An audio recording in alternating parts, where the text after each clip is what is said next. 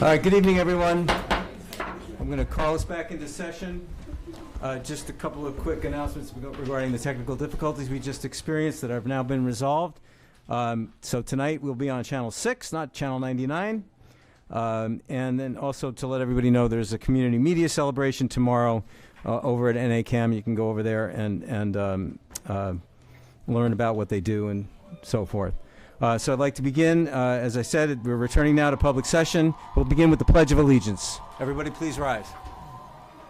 I pledge allegiance to the flag of the United States of America, to the republic for which it stands, one nation under God, indivisible, with liberty and justice for all.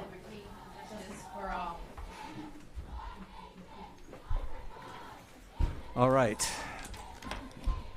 Good evening, everyone. Before we begin public comment, I'd like to take a moment to share an important update from my chair's report and also a reminder about what public comment is. So I would like to issue a statement here on the mediation. Recently, the Massachusetts Department of Labor Relations, the DLR, has determined that the parties have negotiated for a reasonable length of time and an impasse exists. The DLR has assigned us a mediator. We look forward to continuing discussions with the North Andover Teachers Association and the DLR mediator on November 6th with the goal of reaching a mutually agreeable resolution. Next, I'd like to remind everybody about public comment, what it is and what it is not. Individuals may address issues and items that affect the school district and are within the scope of responsibility of the school committee. Public comment is not a discussion or a debate or dialogue between citizens and the committee.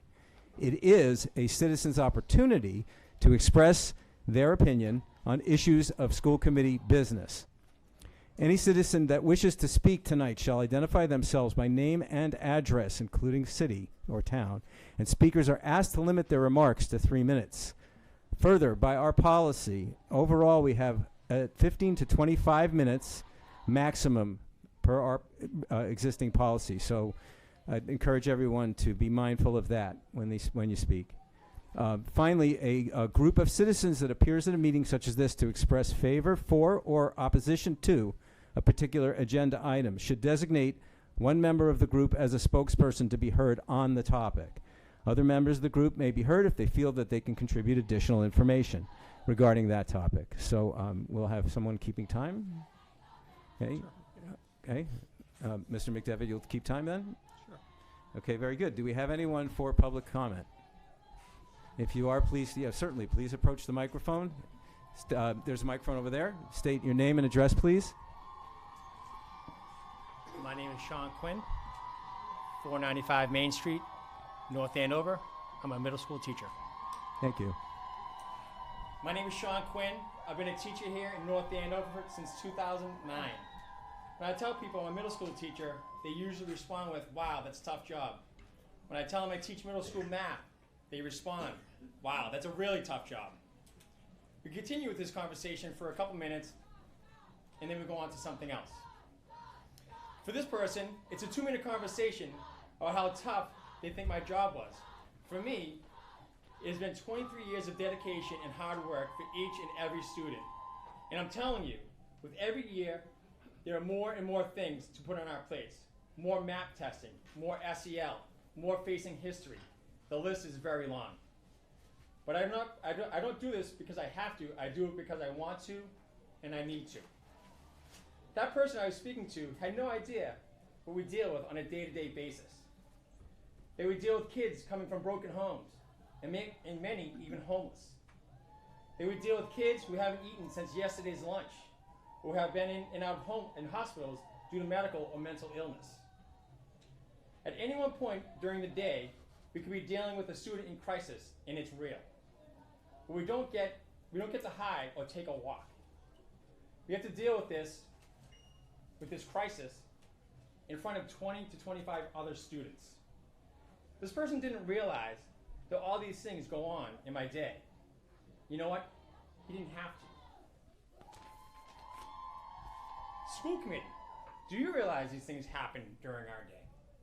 Did you realize this when you offered us 6% over 3 years, when inflation for the last 2 years was over 14%? We offered a fair deal at 13.5, and you offered us 6. You knew you had the money, and you lowballed us anyways. But you were smart. You locked in that 3% in town meeting for this year's budget.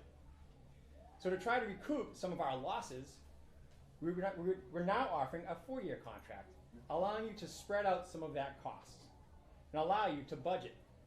Your response? We'll be right back. This will be quick. We've heard other comments from the school committee at the negotiation table like, this is a waste of time. Again, do you realize what we deal with on a daily basis? We're not cars to be bought and negotiated for a car lot. We're parents trying to support our families. We're husbands and wives trying to make mortgage payments. We are fresh out of college professionals wondering if we made the right career choice. We're single trying to make ends meet. We're the ones taking care of the children in North Andover from 7 a.m. until 3 p.m. and much longer. I hope you realize this next time we're sitting at the negotiation table. Thank you. Thank you, sir. Any? Please go ahead. Louise Coleman, 2 Cypress Terrace, North Andover, teacher at the Franklin School. I'm here tonight with my colleagues to be seen and to be heard. We want a contract that truly reflects the respect that you say you have for the teachers of North Andover. The role of a teacher has gone through a significant transformation over the last 5 years. I no longer am just a teacher, but I play the role of a caregiver, a counselor, a cheerleader, a coach, and many more to the students that walk through the doors every day. Our jobs are not easy, and many of the things beyond teaching go unseen. You don't see the time it takes to sit with the student because they don't know if they'll ever get the chance to tell their mom they love them again. You don't see the student who looks to you when they're about to lose control and just needs your eye contact or a clearing of the throat to remind them that you believe in them. You don't see the student who needs the basic materials to be successful and happy at school, and all of a sudden their toolbox is filled with everything that the rest of the class has. You don't see the smile on the face of the child when they look at the sidelines and see their teacher cheering them on. I could list countless other acts. These moments go unnoticed to the vast majority of people. But to the one student who needed it, the act is very noticed. And I ask you, when is it time for you to notice? We need more than what was customarily been acceptable. 6% over 3 years was your first offer, which many of us thought wasn't even a real offer, given inflation rates. However, I was flabbergasted to find out in the school committee's letter to shed light on their perspective that 6% was indeed a legitimate offer. We were also told at the last negotiation meeting that the school committee members found this process to be a waste of their time. Again, another blow to the whole concept of respecting and valuing the people who show up every day for the students of this town. But for the people who may just be names on a roster to you, this process is anything but a waste. We continue to make lasting impressions on the future of this town, Commonwealth, country, and world. So this process is not a waste of time or effort.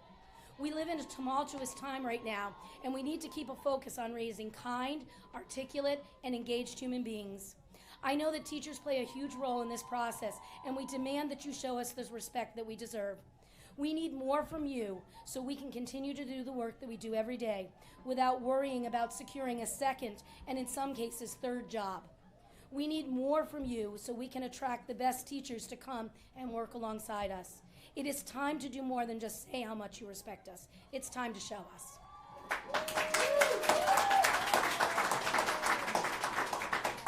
Thank you.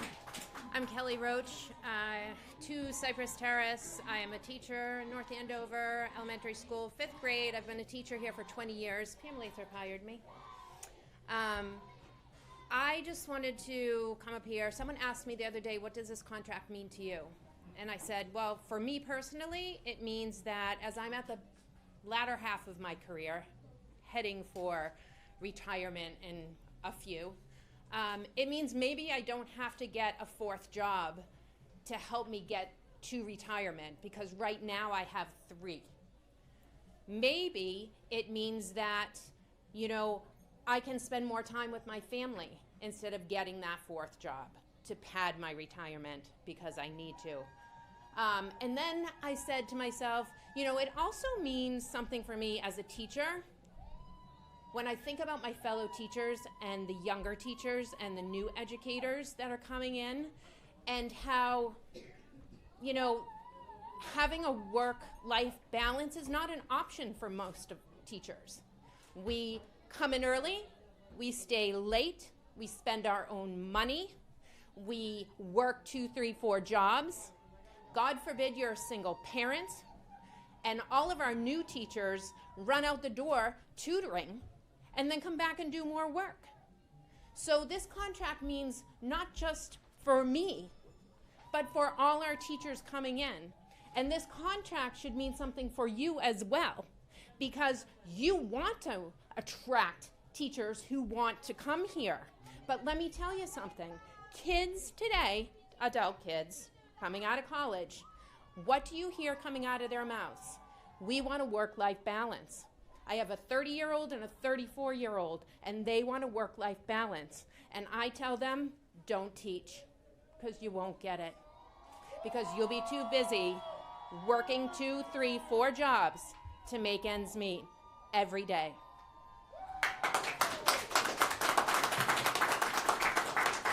Thank you. My name is Kelly Bradley. Address is 495 Main Street, Middle School. I just wanted to lay out some facts. Fact 1, the school committee has consistently and significantly underfunded North Andover schools. The per pupil expenditure is abysmal and significantly lower than comparable towns, up to 28% lower than other towns. According to the last available data on the DESE website, the North Andover educational budget is only 19% above the bare minimum required by the state. For comparison, Chelmsford and North Reading pay 34% above their minimums. Andover pays 62% above, and Burlington pays 87% above. Average teacher salaries are well below average. Out of 24 comparable towns, North Andover is 17th. That's the bottom 30%. If I were in charge of funding North Andover public schools, I would be embarrassed by these numbers. Fact number 2, North Andover does have the money to properly fund the schools. Thanks to the creative accounting of town manager Melissa Rodriguez, underestimating revenue and overestimating expenses, the town has had $8 to $9 million surplus each of the last 3 years. In August, the state of Massachusetts increased its Chapter 70 education funding to North Andover by more than $1 million this year. The difference between the school committee's last budget proposal and the teacher's last proposal is only $500,000 over 3 years. That's less than $170,000 per year. I think the budget surplus can cover that. The teachers are not being greedy. We are asking to be paid an average salary, a salary that will allow us to buy groceries and pay our mortgage, but will also allow us to continue to buy materials for our classrooms, pay for the mandatory graduate classes we need for our licenses, curriculum resources that are not provided by the district, supplies for kids who come to school empty-handed, food for students who come to school hungry, and so much more. There is still time for the school committee to do the right thing. Be the heroes. Use the money that exists to properly fund our schools.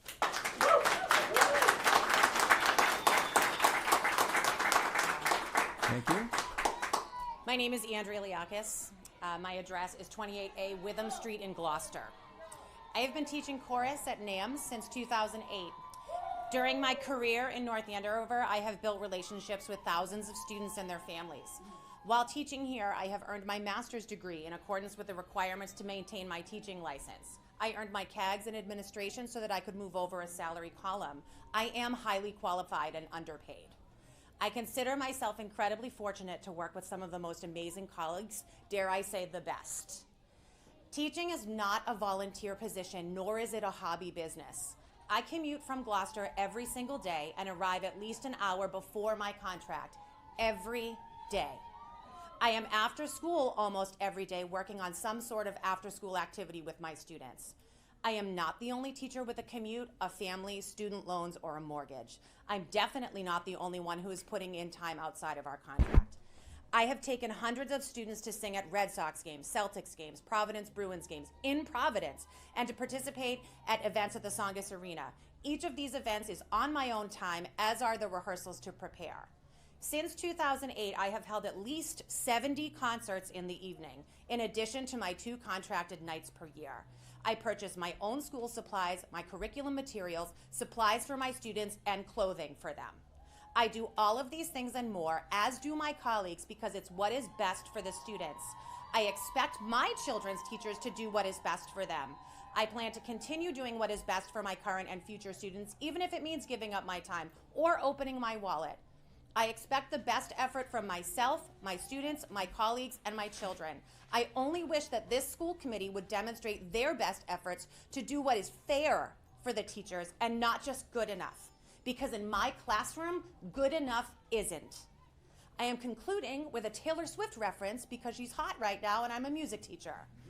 The North Andover Teachers Association has presented a fair contract proposal. We've got a blank space there. What will it take for you to write your name?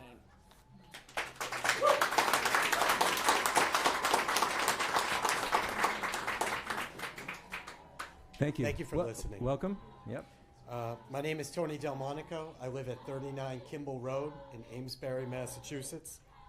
I've taught at North Andover High School since 2006. Since January of this year, I've served as a silent representative at the negotiation meetings for our new contract. The first time I spoke to this body, Dr. Gilligan had invited me to share some student ceramics work.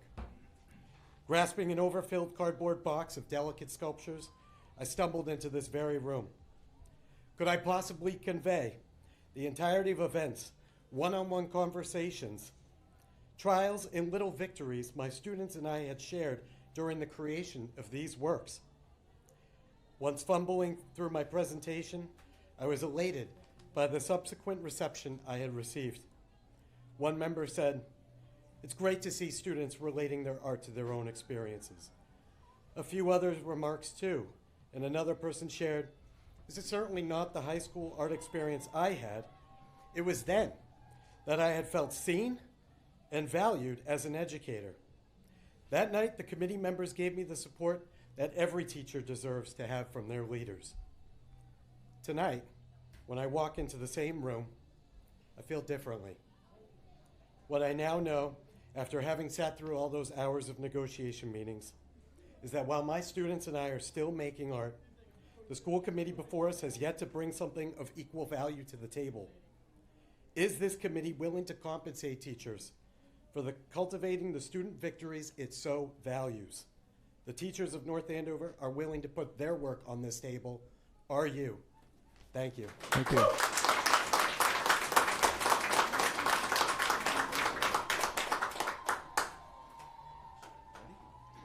Say your name. Hello, my name is Charlie Duggan. Where do I live? Beacon Hill. 48 Beacon Hill Boulevard. Sorry. And I, as a student, know how expensive school supplies can be. And I know that teachers get gifts from parents as like school supplies. But that doesn't cover it all. Part of our teachers' paychecks are going to school supplies. And I don't think it's fair because I don't think it's fair because our teachers make less than teachers in other towns. It's hard to keep up with a living with everything as being more expensive.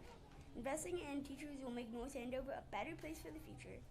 It will make a better place for me as we don't have to worry about the supplies and being worried about them. Thank you, Charlie.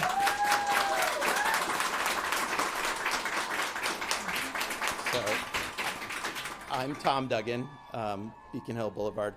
I just want to echo something, and this may be unpopular for some in the room, but I deeply believe in Dr. Gilligan's leadership and support of the school system and what he and Dr. Mealy have done for the students, the teachers, and the work the principals do and all the work that the teachers do. But what I do not believe in is what is contained in the various documents going back and forth, including documents from the chair of this committee, about what this contract actually costs us as townspeople. We know that the town underfunds education every year. A former member of this board spoke up every year, budget year, talking about this, how Chapter 70 money is swept out of the budget by the policies of Town Hall. And I would hope that this board looks at the economics of this deal and looks at the fact that we have $1 million above what was in the town budget that should be going to our schools, and absent any action, won't. So I want to know as a taxpayer what this board is going to do to advocate to make sure that that money gets put into the hands of Dr. Gilligan, Dr. Neely, the principals, and these teachers to support our students, to support our kids. Thank you. Thank you.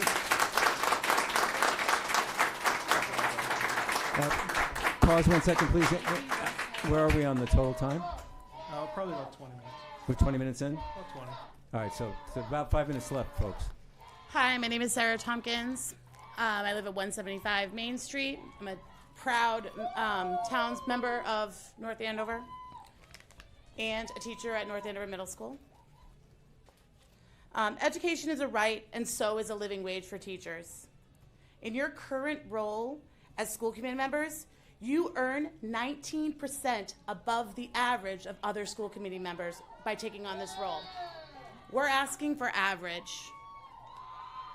On behalf of my colleagues outside and here, we would all like to know, why did David Brown go on the record at negotiations and call it a waste of time? Because it's not a waste of time for us. Thank you.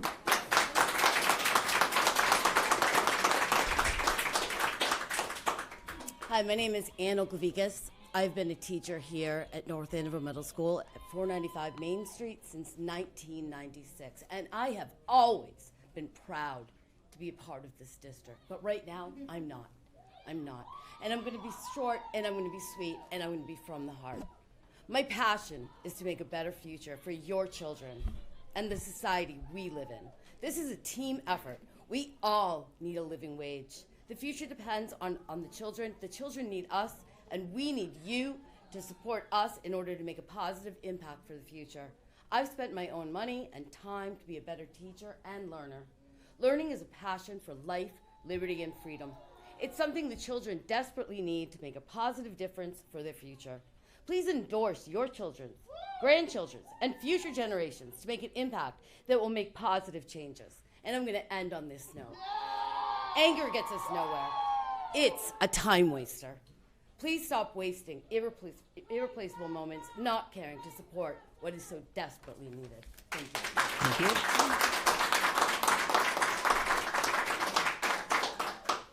My name is Judy Barry. I live at 36 Katuah Street, and I teach at Franklin.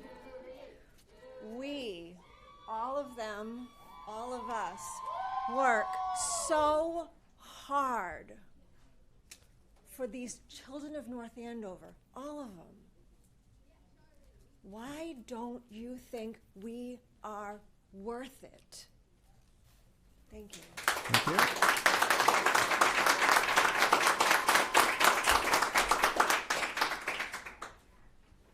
Juliette Darmon, 32 Clarendon Street, North Andover teacher, French and German, and also North Andover Teachers Association president. We, North Andover educators, are incredibly proud of the work we do, and we want to conclude a contract that gives us fair compensation and is also sustainable for the town. We have been negotiating for a year now and would like to give our perspective, and this is what we have been doing tonight, and this is why we are here. So the entire school committee can hear us out. The offer presented to us misrepresent the true value that every educator in the district brings to the life of a child. Not only do we work to help each child succeed every day, but we impact their future. To the average resident and parent, and as it has been presented in the school committee statement, the offer appears reasonable and even generous. However, we have been asking you to bring us to the median of over comparable district, and you promised us that. The back-end loaded raise will not bring us to the median, compensation of the comparable district, and this is because our salaries were below the median to start with. Education itself is suffering from a shortage of well-qualified teachers. North Andover, by offering us this substandard contract, puts in peril the town's ability to continue to attract the best teachers. It's a fact. If a teacher has an option to work in a higher paying district that values his teachers and their contributions day in and day out, then they will. They will go to another district. This contract is not just about the next 3 years. It's about the future of education in North Andover for the years to come. I thank you for having taken the time to listen to me and the rest of the group. All right, thank you. I think we have about 1 minute left. Yeah. Go ahead. Hi, I'm Stephanie Frazier. My address is 28 Empire Drive. I want to speak on two aspects to bring to you today. First, I am a 7th grade math teacher. I come as a math teacher I worked 18 years in finance. I felt as though I was not serving my community. There was something inside me that felt like I needed to go and help children. I changed my career. I wanted to become a teacher. I wanted to help children. I wanted to be out there with our children. I made that sacrifice, my husband and I, for our family, thinking about financial reasons. What's the financial impact going to be for me and my family? How is it going to work? I understood being a teacher was going to be less pay. It was understandable that was going to happen. We took the chance. I became a teacher. I've been working now for 2 years, and I love it. It's hard work. My pay is not very high, but I get a very sense of pride when I'm helping my children. I think it's a feeling that I don't think, unless you're in a classroom, I don't think you understand that sense that you get with your children. You feel like you're making a difference just a little bit. On the other aspect, I live in town. I am a resident of North Andover. I send my children to North Andover Public Schools. I'm actually a product of North Andover Public Schools. I lived here, I graduated here. This is where I wanted to raise my family, where I wanted to bring my kids to the best school that I went to, and I felt I wanted them to have that same experience that I did. They've had great teachers. Jennifer Farian at ABEC, I can't think of, Kristen Hamway, and Jennifer Holleran, and Lynn Scott, and Kelly Trainer, and Mike Hodnett. They do amazing things with my children, and they don't deserve less than average. They really don't. For what they do for my children, they do not deserve less than average. They deserve way more than average for what they do for my family and what they do for me. And I just want to leave it on that as a resident here, I think we could do better. Okay, thank you.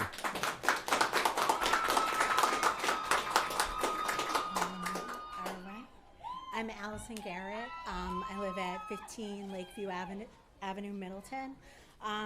Teaching is a profession on all which other professions depend. Teaching is a profession on which all other professions depend. Since 1997, I have proudly taught in North Andover. Roughly 454 students, 3 schools, thousands of dollars spent on Teachers Pay Teachers to get supplemental curriculum and resources. I'm a special education teacher of children with and without special needs, our youngest learners of North Andover, 3 to 5 years of age, a profession that I love. Here are the numbers. I'm a special educator, data. 7 hours to complete 1 student evaluation, all done at home. Typically 14 evaluations every year. That's 98 hours of my own time working on evaluations at home because I don't have the time at school. I do it because I love my students.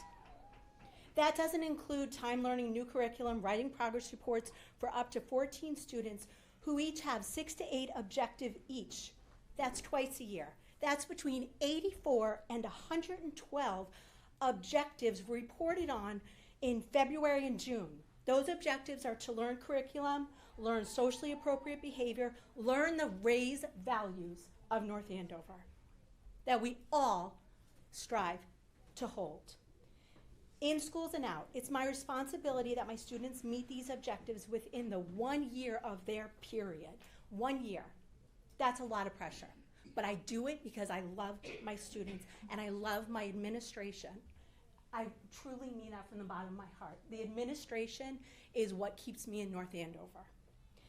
So these goals are to meet the needs of my students, but I also have my own goals that I need to hold a credit to at the end of a school year, personal and professional, that I need to report on and hold data and archive and put into my learning plan. I received up to 2 to 3 daily emails from parents and staff regarding concerns and schedules. That's a minimum of 260 emails, a minimum per year. That's not including curriculum, professional development, HR emails. I haven't even addressed meeting the needs of my 16 typical role models who attend school 2.5 hours, 4 days a week.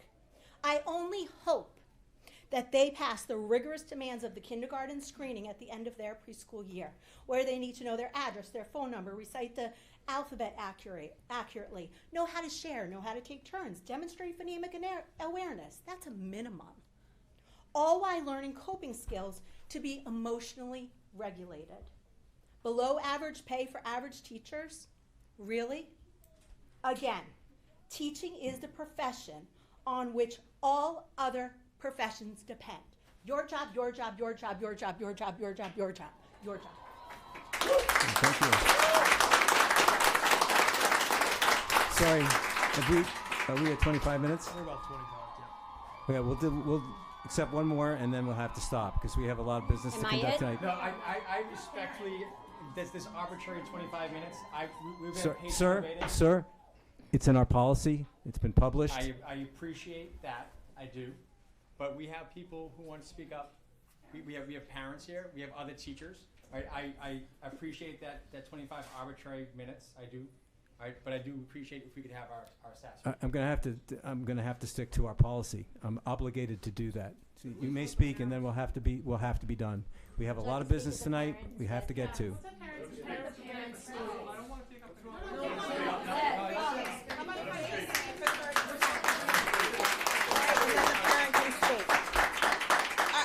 I'm just going to be really short. I just wanted to offer you all a little bit of a historical perspective. Sure. This coming A name, Saturday- please. Name and address, please. My name is Susan Zagorski-Gaffney. I graduated from North Andover, 495 Main Street, lifetime resident of North Andover. Graduated 50 years ago from North Andover High School. I'm about to celebrate my 50th reunion this Saturday with my teammates. And I have an anecdote for you that to me has always struck home. My best childhood friend just flew home this morning from Israel. She flew home through all the midst of what's happening there so that she could be with me and the fellow classmates to celebrate this 50th. Why? Because it meant so much to her. And one of the best anecdotes that I have is her 100-year-old mother, she turns 100 in November, relays the story to me that Susan, when it was time for us to decide where to live, Andover, North Andover, they're Jewish. All their synagogue friends said, North Andover, they have the best schools. And that story has stuck with me forever. As someone who transferred into the teaching after a decade-long in international business, this is the only place I wanted to work because it meant so much to me and my family. Tony Reynolds, whom you are about to all honor next week, was my English teacher, taught me how to write. And I'm grateful that Mary Gregoire is a classmate of mine. And my point is, it saddens me that we do not recognize the value of the people here, and this will affect North Andover in the future, a town I love dearly. Okay, thank you. All right. Thank you, everybody. We need to move on. Appreciate Brown, may I it. speak for a minute? This is a tax-paying resident of North Andover. I'll allow one more person to speak, and then we need to move on, folks. I'm sorry. We have students here we have young students here that intend to present projects to us. It's already getting pretty late. So I'll take one more, and that's it. Thank you, Mr. Brown. I'll keep it very short. Just want to make 3 quick points. My name is Elir Kavaya. I live at 1806 Salem Street. I have 2 children, one who's currently a student at Sargent, and my younger one's going to be a student there next year. I want my children to have good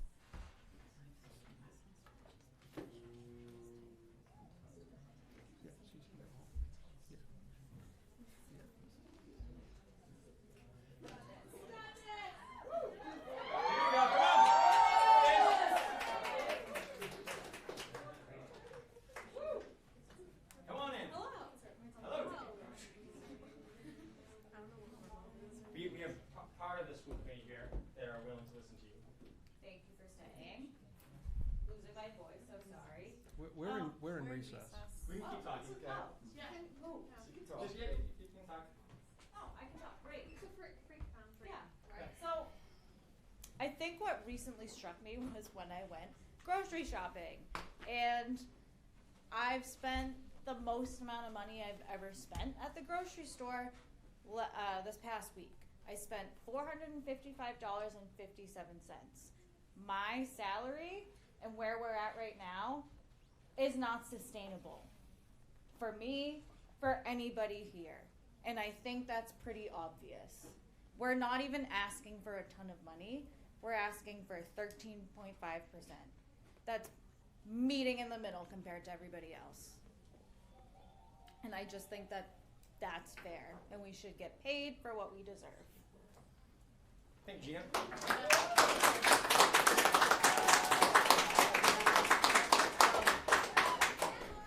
All right, my name's Kathy Lee. I live at 23 Holbrook Road in North Andover. I've been teaching in North Andover a long time, since 1988, and I've been in education for 40 years. I've never gotten involved in union stuff. I really didn't have time. I was raising 3 kids in North Andover who I'm very proud had a great education here. But when I do this now as a mother and a grandmother. When you are disrespected, you need to stand up for your rights. And I felt disrespected 2 big times. When you offered me a 6% raise, ridiculous. And when I saw the per pupil spending, that I was embarrassed. I have always been proud to be a town resident of North Andover my whole life, and now I'm losing that feeling. And I think the problem is that you are so out of touch with what we do. I don't know who is a teacher on this committee. I know Dr. Gilligan was.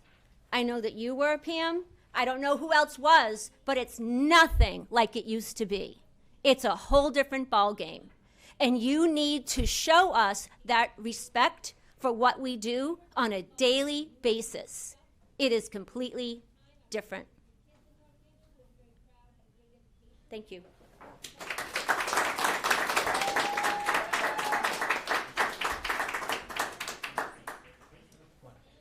Thank you to those of you who have stuck around to listen to us. We do appreciate that. Hi, I'm Kathy Terrace, and I work at 495 Main Street at North Andover Middle School. And I just want to bring a point about what it's going to cost this community if they don't raise the salaries of the teachers when it comes to hiring new teachers. We are having a very difficult time. Recently, we had an opening at the middle school for a science teacher, and we only had 1 applicant. And that is someone that used to be in the community, that used to work here, and wanted to come back. Recently, my son, who is 26 with a bachelor's, and he is a registered nurse, but he just recently graduated.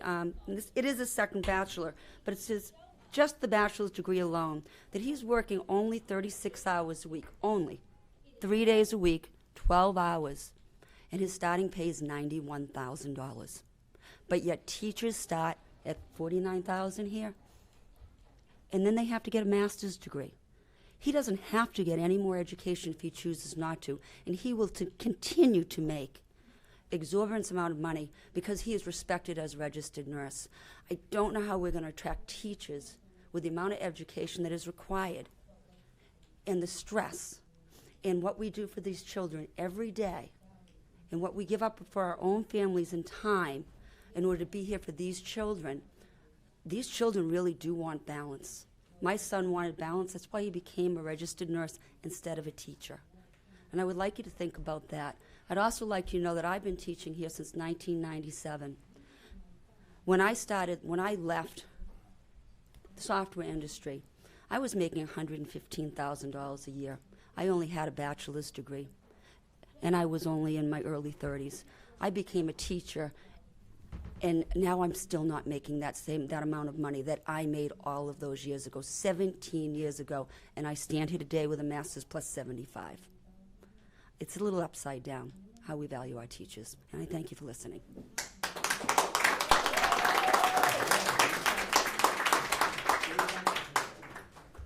I'm sorry? Good long.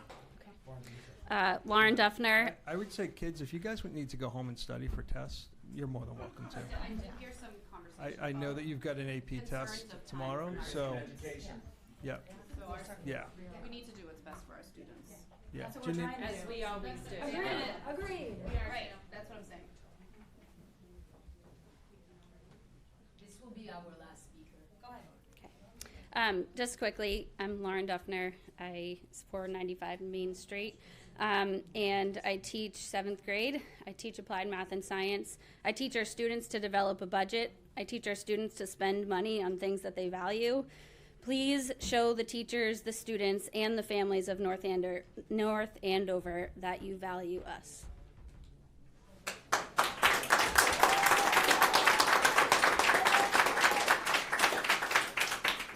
Thank you for hearing our concerns tonight.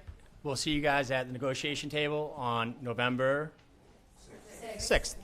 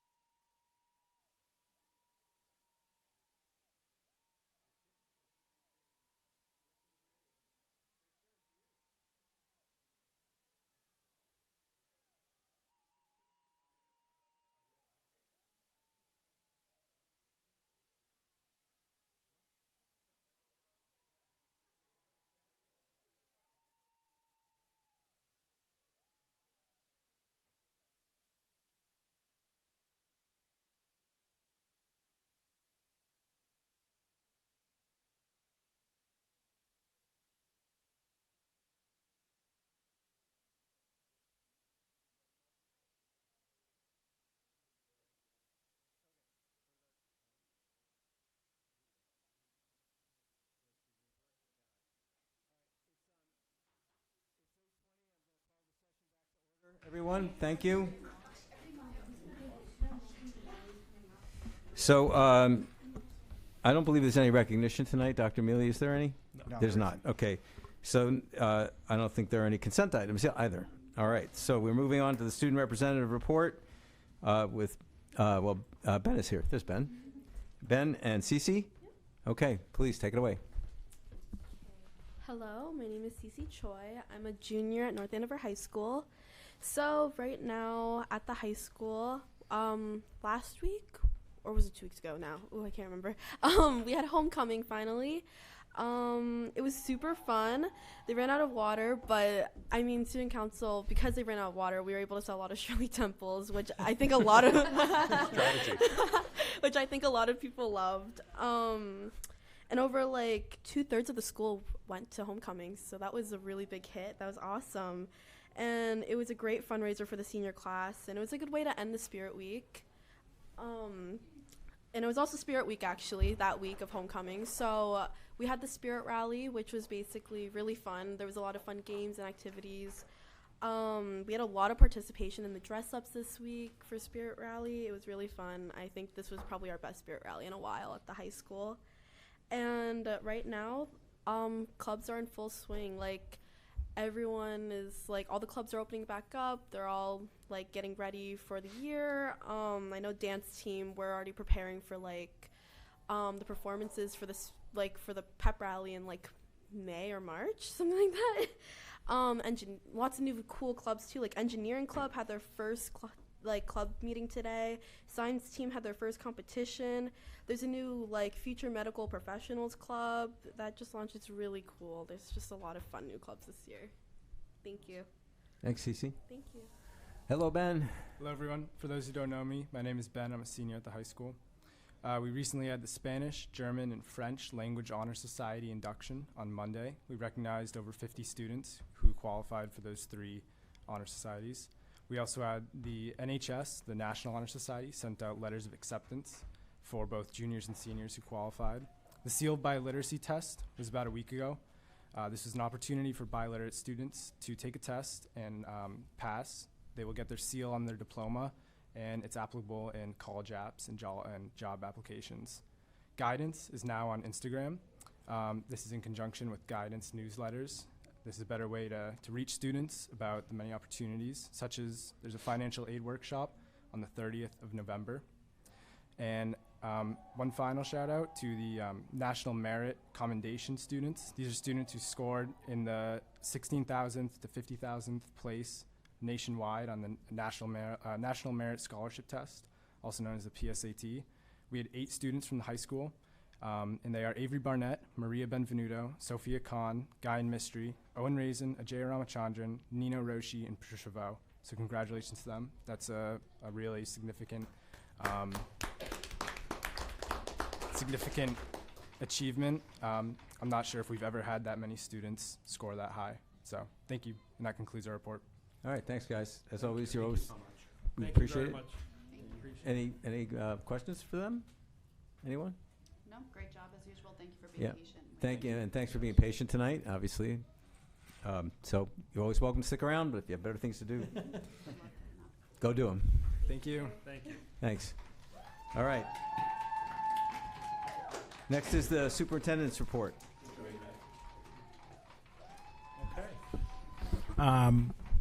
Without further ado, and I appreciate your patience, I want to introduce Principal George Gonsalves from the North Andover Middle School, along with 8th grade civics and social studies teacher Mr. Patrick McGravy, to introduce their folks here tonight. Yeah, that's great, George. All right. Good evening, school committee members, Superintendent Gilligan, Assistant Superintendents Mealy and Lathrop, and all of the folks here today, students and families. It's my privilege and honor now to introduce Mr. McGravy and some of our North Andover students and families with us today. By way of background, the history and social science frameworks were updated in 2018, which included a new civics course for grade 8. Along with the updated frameworks, Governor Charlie Baker at the time signed on November 8, 2018, Chapter 296 of the Acts of 2018, an act to promote and enhance civic engagement. This act includes provisions related to student-led civics aligned to the history and social science curriculum framework. Starting in 2020, all Massachusetts students completed a nonpartisan student-led civics project in grade 8.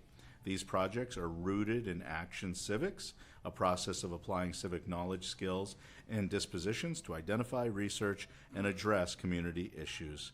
Since the adoption of the new frameworks, our teachers have worked collaboratively to update their units and lessons to teach the new frameworks.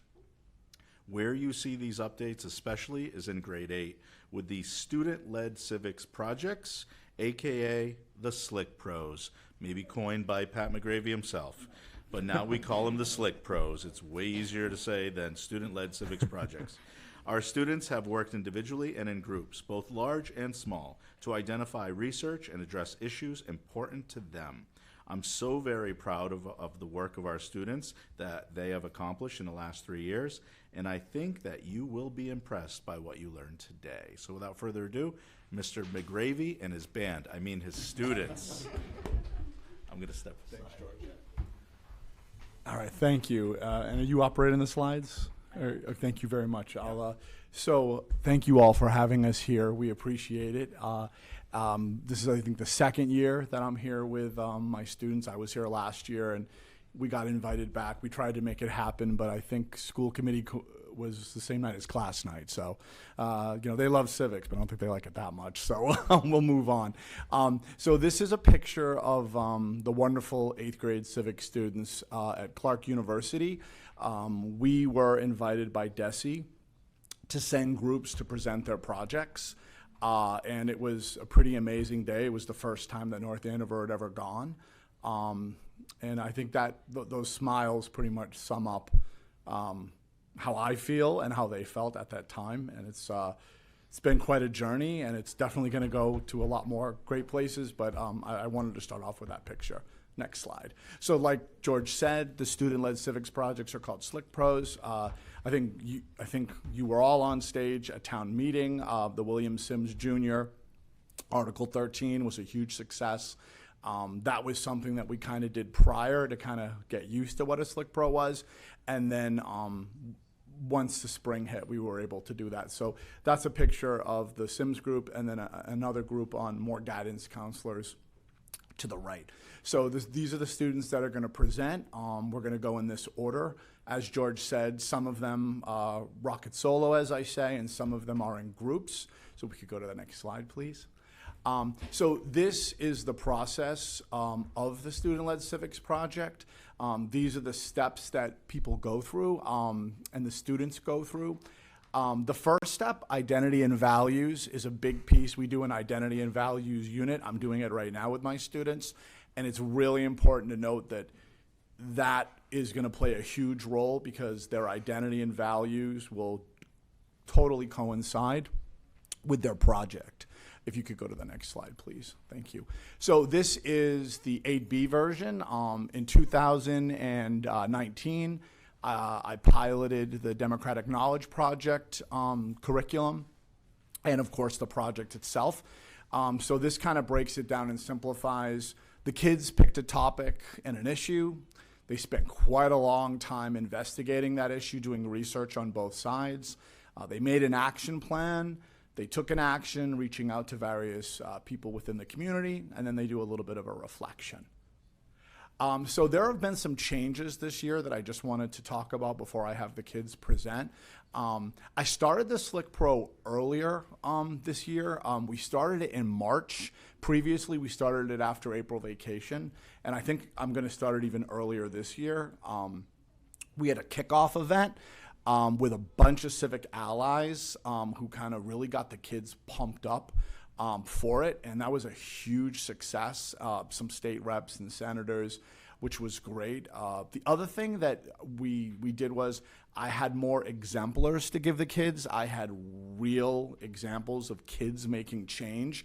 That got the students to buy in so much more because I could say things like, kids in this room were able to get more water filling stations or car chargers or a feminine hygiene product policy or a something read at town meeting with a land acknowledgement. So the kids really bought into it. We also talked more about identity and values, and then the civics action talks. I tried to have the speakers talk about the project as much as possible. So here are some examples. I was on an email, I think with Mr. McDevitt and possibly Pam, and Mr. McDevitt thought it would be a really good idea if we started cataloging some successful stories, which I thought was great. So this is obviously a town meeting. On the left is the William Sims one, but on the right, that is Erica Parks, who I believe was in the first or second year of the pilot. And she, as you all know, were there. She did the Puppy Mill article, which was a huge success. And, you know, I was very, very proud of her. So these are just some examples of things that are happening. And then the next slide. So besides those two articles I mentioned, in 2022, we had a feminine hygiene product policy that was started by a group of young ladies. They spoke to you all last fall. The water filling stations and the car charging stations, state budgeting appropriations, working with state reps. We were able to do that. A land acknowledgement at North Andover Town Meeting was read for the first time this year by one of my students, Alex. And every 4th of July, his land acknowledgement is read. And then the two most recent, we have some young men that are very interested in getting the select board to get a dog park because we do not have one in North Andover. And then I believe Dr. Mealy talked with one of my students about the construction project at the middle school, a prayer room. She prays once a day, and she really wanted a designated space. So she met with Dr. Mealy, and it looks like, you know, we're going to try to find space for that. So the levers of change, or the allies, this is not the norm in Massachusetts. School districts are really struggling with this project. And one of the things that they're struggling with is members of the local and state and school department aren't connecting with kids. And that is the complete opposite here. Everyone I've asked has stepped up to the plate, from, you know, many of you in this room. You know, Dr. Mealy walking over on a regular basis. Miss Marks came over a number of times. And we've done Zooms, we've done everything. So that's a huge kudos to the community for investing in this project. All right, so the protocol is going to be very simple. The groups are going to come up. I think it would be best in the advent of time to allow each group to kind of do their thing, and then we could do questions at the end, because I know we're running behind, if that's okay with everyone. So the protocol is basically this. What was your topic or issue? Why did you select it? How is it connected to your identity and values? What did you learn during your research? What was your action plan, and which levers of change did you use? What was your action? What did you learn? And what is going on now with the Slick Pro? Because many of these wonderful students behind me, this is going way beyond 8th grade, and it's way beyond me. And that's the best part of the project, where they just don't need me. They just do their own thing, and it's an amazing thing to watch as an educator, and it's just a great thing to do. So if we could go to the next slide. I believe Trudy is up first. So Trudy, if you would like to come and take a seat. All right, she's got her chair and stuff. Oh, Trudy, yeah. So this is Trudy, and Trudy did her project on a very unique therapy and sporting. Yeah, we'll have you talk right into it. She was able to meet, and Trudy, I think what you're going to do is you're going to hit all those points. That would be great. And I'm going to turn it over to you, and you want to speak in the mic. That would be appreciated. For the first question is, what was your topic and issue? I think that North Andover should provide equine-assisted therapy and equestrian sport. Why did you select it, and how did it connect to your identity and values? I selected this Slick Pro idea because this is a topic that I think will benefit many people, such as retired veterans in our community. It connects to my identity and values because I'm keen to get anything involved in anything horse-related. And I really love riding and being with horses. My friends and people who know me quite well would say that I'm obsessed, but I stay deeply intrigued. What did you learn during the research? I learned that equine-assisted therapy can help people with PTSD, anxiety, stress, and more. What was your action plan and which levers of change did you use? My action plan was to have an equestrian center or a program in North Andover for our community to learn about horsemanship. This program would provide recreational, competitive, and therapeutical riding with an affordable price. I also emailed State Representative Tram Nugent and met with Senator Tarr about my action plan, and both provided with prospecting advice. What was your action and what did you learn from this experience? Where does your Slick Pro stand now? My action was creating a slideshow, emailing a state rep, and meeting with Senator Tarr. I learned how to communicate with others in the community to create change. My goal is that my Slick Pro and my classmates' Slick Pro will inspire incoming 8th graders to contribute to our community and learn how to be a leader amongst others. Thanks. Very good. Thank you.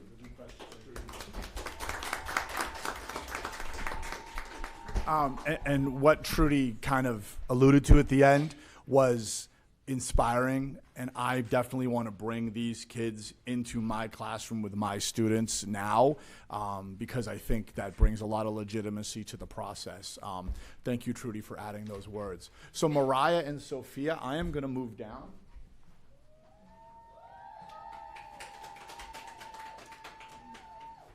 And this is Mariah and Sophia, and they're going to talk about their Slick Pro. They worked as a group. Okay. Hi, my name is Sophia. My name's Mariah.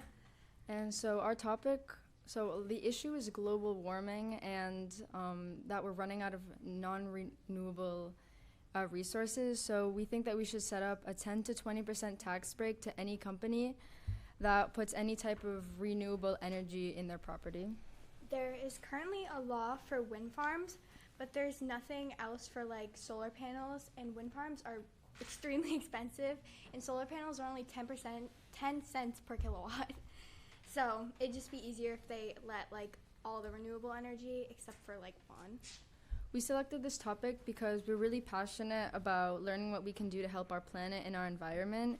Non-renewable resources and fossil fuels are used by 79% of nations worldwide. Yeah, and global warming is a worldwide problem, and probably one of the biggest problems that are affecting like lives, like humans and animals, etc. And we are both determined to make change and get the Earth and other species back to health. Some of the research that we did.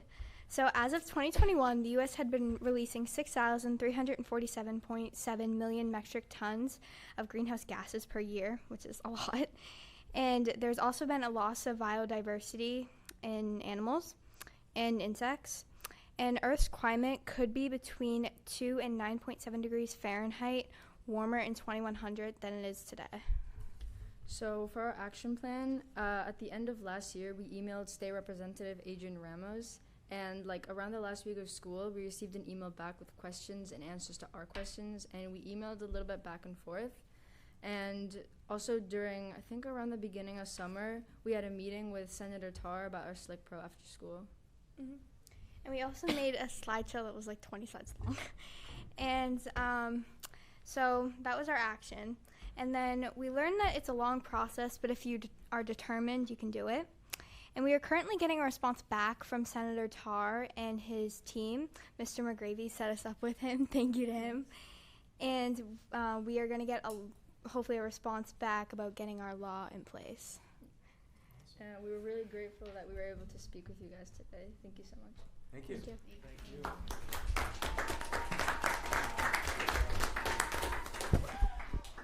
As Sophia just alluded to, being persistent is a real big part. A lot of the kids reach out to me over the summer and they want follow-ups. Senator Tarr's office, obviously, that we were a little behind, but we're all connecting again, probably in November. So again, this is going on. Keshav and Michael, if you could come up, please, that would be great. Keshav and Michael, yeah, absolutely. Keshav and Michael actually have a very, very unique one. It is something that, you know, we've talked about quite a bit, and they've connected with the deputy town manager, the director of the Veterans Affairs, and they have something really unique and great, and I can't wait to hear them talk about it. Hi, I'm Michael, and this is Keshav. We are Boy Scouts here in town. In fact, Keshav got his Eagle Scout this weekend. Congratulations. Second youngest in town ever. Keshav? Good evening, everybody. Thank you for having us come and speak here. So our topic was to revive the patriotic spirit across the community and help our community feel more American and have us more united. We as Boy Scouts think that there is a certain duty that comes with being an American.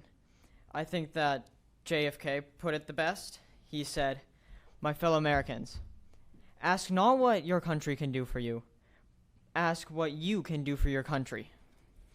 And I think that that is really what our project was about, trying to get people to understand what they should do as Americans and what America can do for them.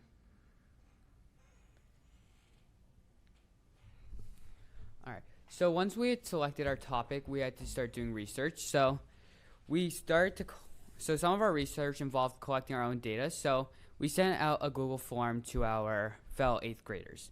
So to start, some of the answers, the numbers we got were really convincing. So we had a 4-to-1 favor of us having 9/11 ceremonies, Veterans Day ceremonies, and Memorial Day ceremonies in the school.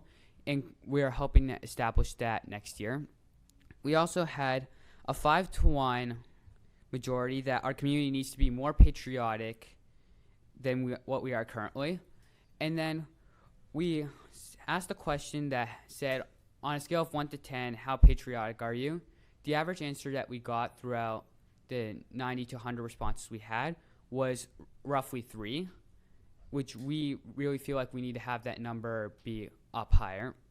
And then another question was, on a scale of 1 to 10, how proud are you in our country? And the average answer was a 4.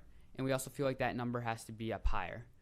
And when we were also doing research, we found many sources which did say that patriotism will have us feel more united, and then it can have us reach agreements more easily, and we can feel more accepted and welcome in the community, which I'm sure that everybody here wants to feel accepted and welcome and have a spot in this community.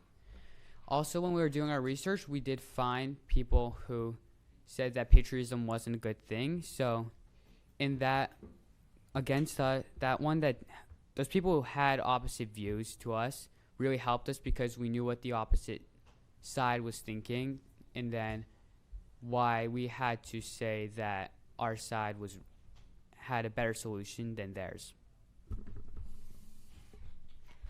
So now I'm supposed to talk about what our action plan was and what levers of change we used. So our action plan started off kind of small, because we noticed, if you look up at the infographic up there, it's a picture of what the flags outside of the school are supposed to look like. That was only half of our infographic. We had another one where it shows what we do have.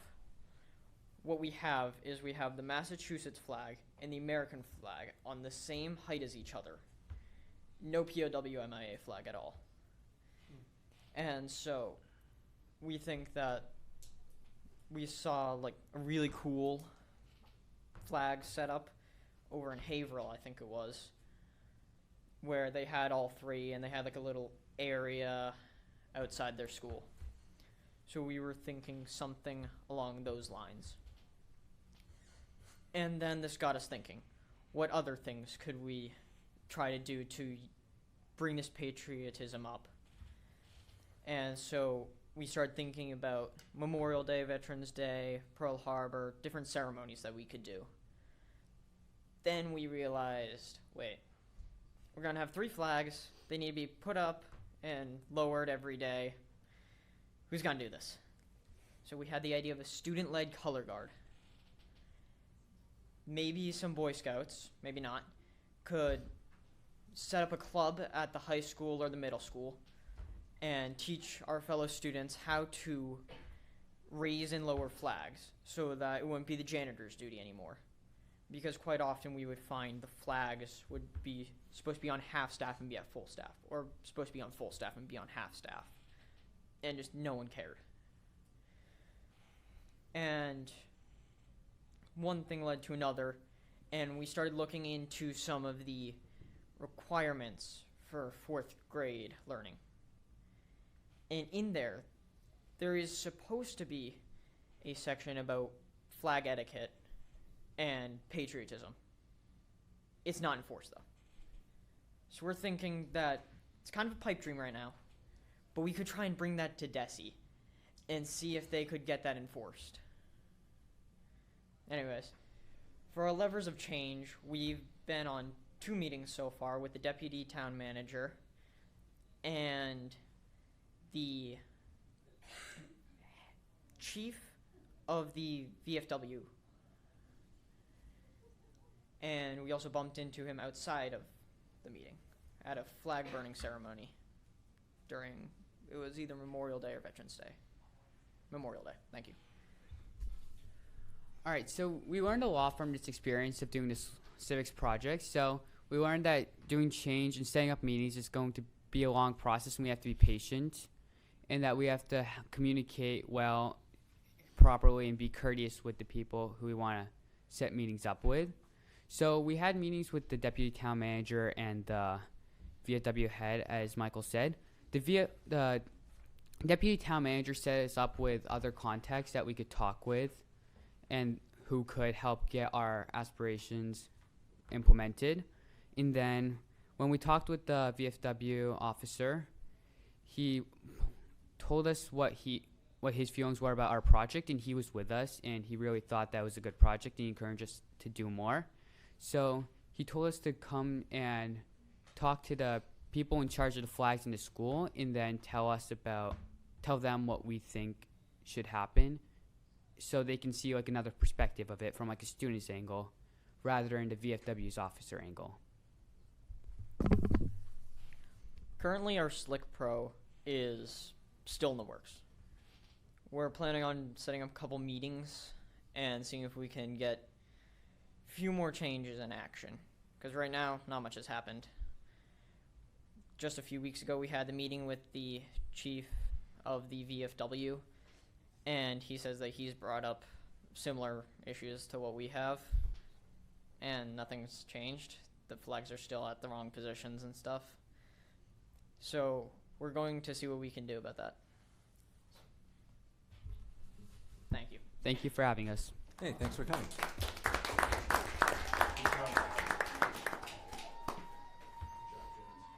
All right, the second to last Slick Pro is Mahek. She's going to come on down. And actually, you know, we've heard about state representatives and things like that. This was something that she worked with Mr. Hicks and Principal Gonsalves and Principal Jackson as well. So I'm going to let you go. All right, thank you. Good evening, and thank you for having us here. Before I begin, I'd like to thank Mr. McGravy for taking the time to help us with our project. Not only did he help us come here, he's been helping us ever since we started.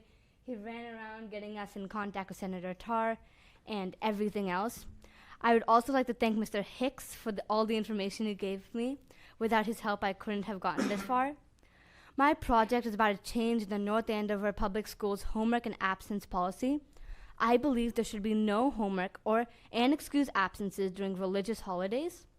I'm Indian, and I celebrate Holi and Diwali. And last year, when I asked my teachers if I could have an extension on homework and give it in the next day, they refused, saying that it had to be submitted. And for us, on Diwali and Holi and festivals like these, we celebrate with family and friends. Our close relatives are living in India right now, so we usually celebrate with friends or just the 4 of us together. But I couldn't do this because I had projects and homework and tests the next day. So I talked to Mr. McGravy about this, and he said I could do this for my Slick Pro. So I met with Mr. Hicks, and he informed me about a policy JH, allowing there to be excused absences and no homework on religious holidays. But it wasn't enforced. So afterwards, I had an email chain meeting with Mr. Gonzalez and Mr. Jackson. They informed me that the policy exists, but teachers and the school isn't really following it, as most teachers don't know of this existence. I myself didn't know about it until Mr. Hicks told me. So with the help of Mr. Hicks, Senator Tarr, and all the principals, I'm hoping to have all schools have this as a policy in motion so people can celebrate religious holidays. Because at the moment, only Yom Kippur, Rosh Hashanah, Good Friday, and other Jewish holidays have no homework policy. I don't mind if not the entire school gets homework off.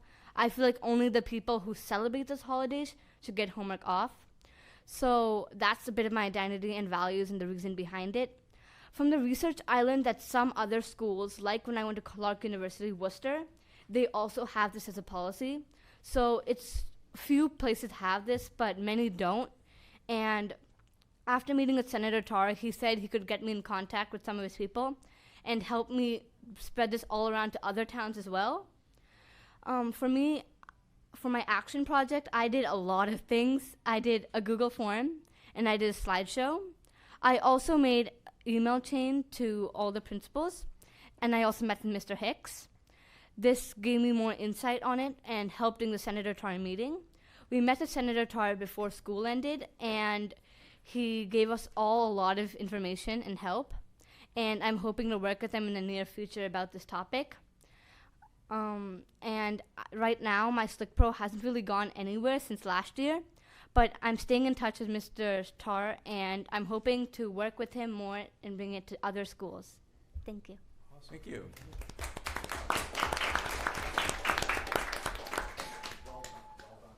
And our last Slick Pro is going to be Bindu, who's going to talk about the need for school therapists. So if you want to come on down.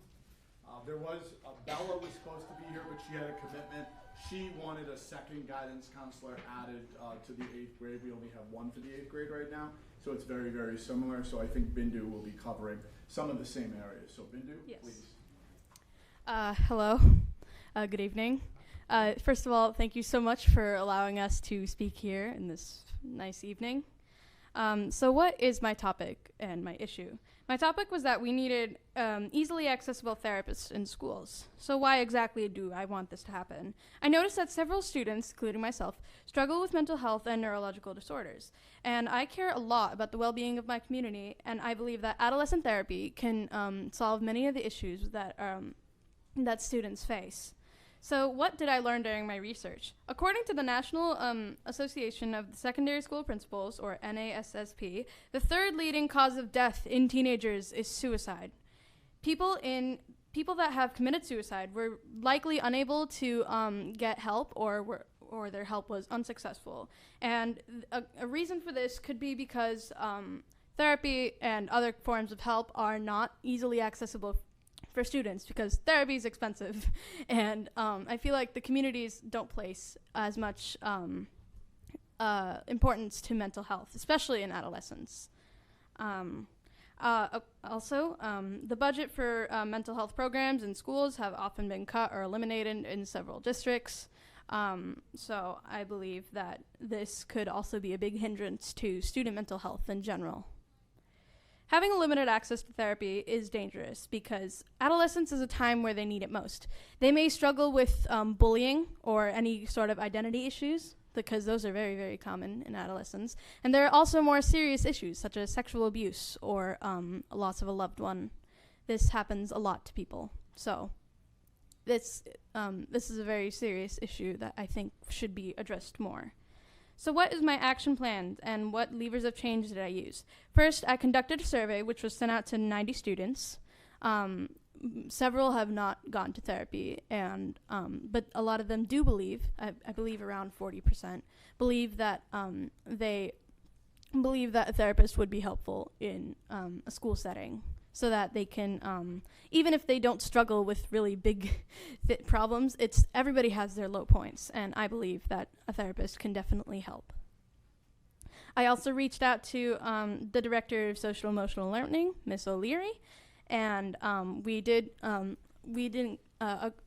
manage to reach an agreement. She did really like my idea. However, unfortunately, this possibility is still a bit up in the air due to commitments on both ends. So what was my action plan, and what did I learn from my experience? As I said earlier, I met with Ms. O'Leary, and this is still remaining as a possibility. I don't believe my project is done just yet. I believe because we haven't been able to get school therapists, obviously, because that's still not a thing yet. But I think with enough time, with enough work, we can we can bring this idea to life. I know that students will always be struggling with mental health issues and other things, but a therapist can definitely help alleviate these pressures off of students. And I believe that with change, we can help the students all around the area, not just in North Andover. Thank you. Thank you.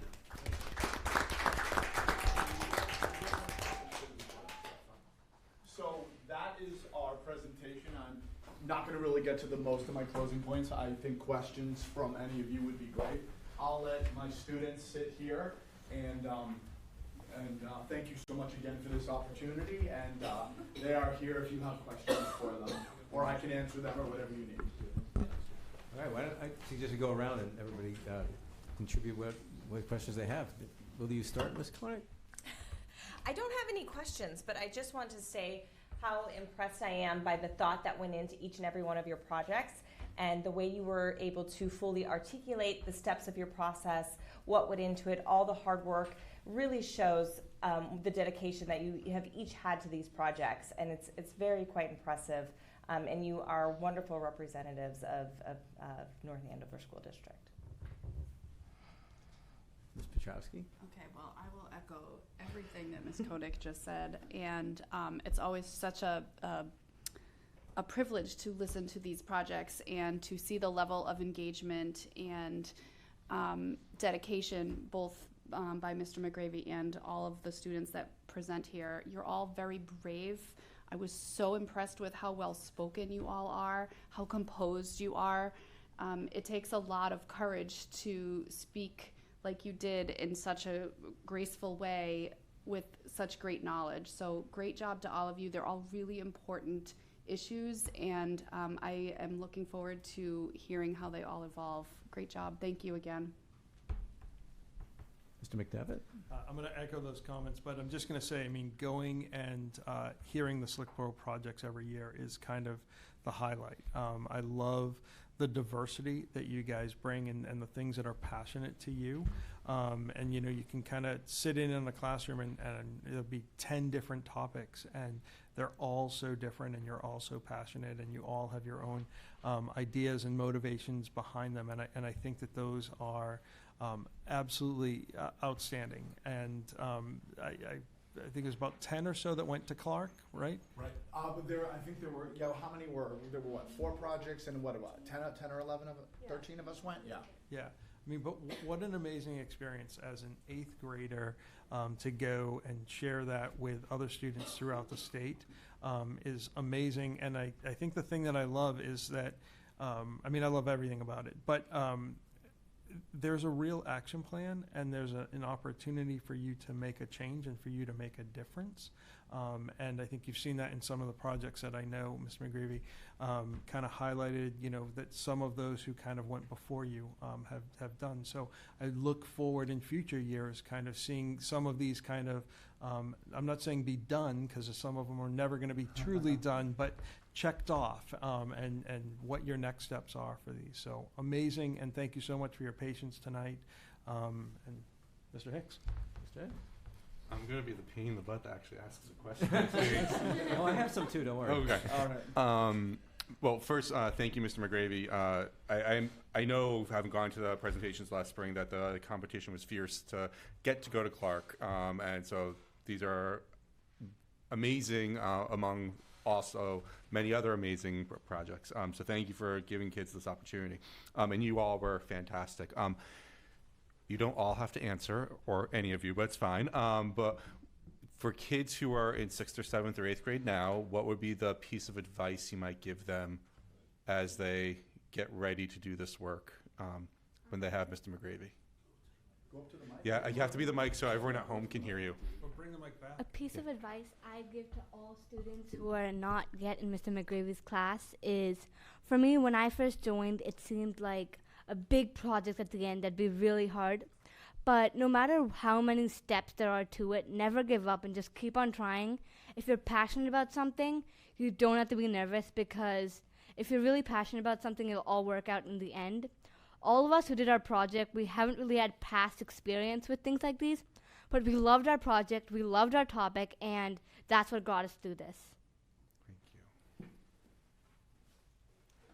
basically what she said, yeah, but also if you're passionate about something, don't lose confidence that don't think that you can't do something even if you're younger or you're never too young to make a difference. So in 8th grade was the first time I decided to get involved with something I was passionate about, and I'm really happy with how it turned out.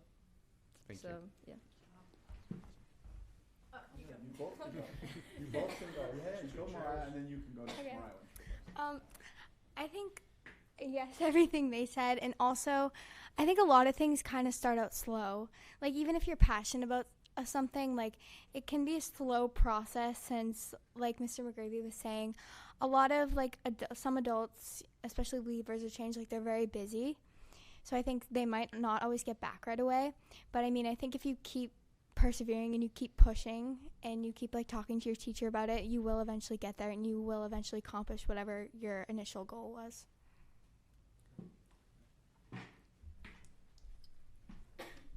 I wanted to bring back Mehek's point about passion. And I think something that's important for all students to know is that passion and practicality are two sides of the same coin. So, of course, there's nothing wrong with being passionate. Be as passionate as you can because it shows that you care. But also don't hesitate to actually put that into action. Be clear with what you want to do. Look inside yourself and figure out what is important to you, what's not important to you. And that will help you get through your projects and your topics. So you might not always get results right away. After all, failure is a stepping stone to success. But make sure that you know what you want to do, because when you have a clear goal and you have a set path that you've made yourself, I believe that you'll be successful. Thank you. Something that I would tell middle schoolers is honestly just to have fun and work hard. I think Usain Bolt once said that it took him 4 years to run 9 seconds, and people give up after 2 months. So 2 months is not a lot of time, and you can make this forever, your whole life to make change. And so just keep going, and you'll get it eventually. Great stuff.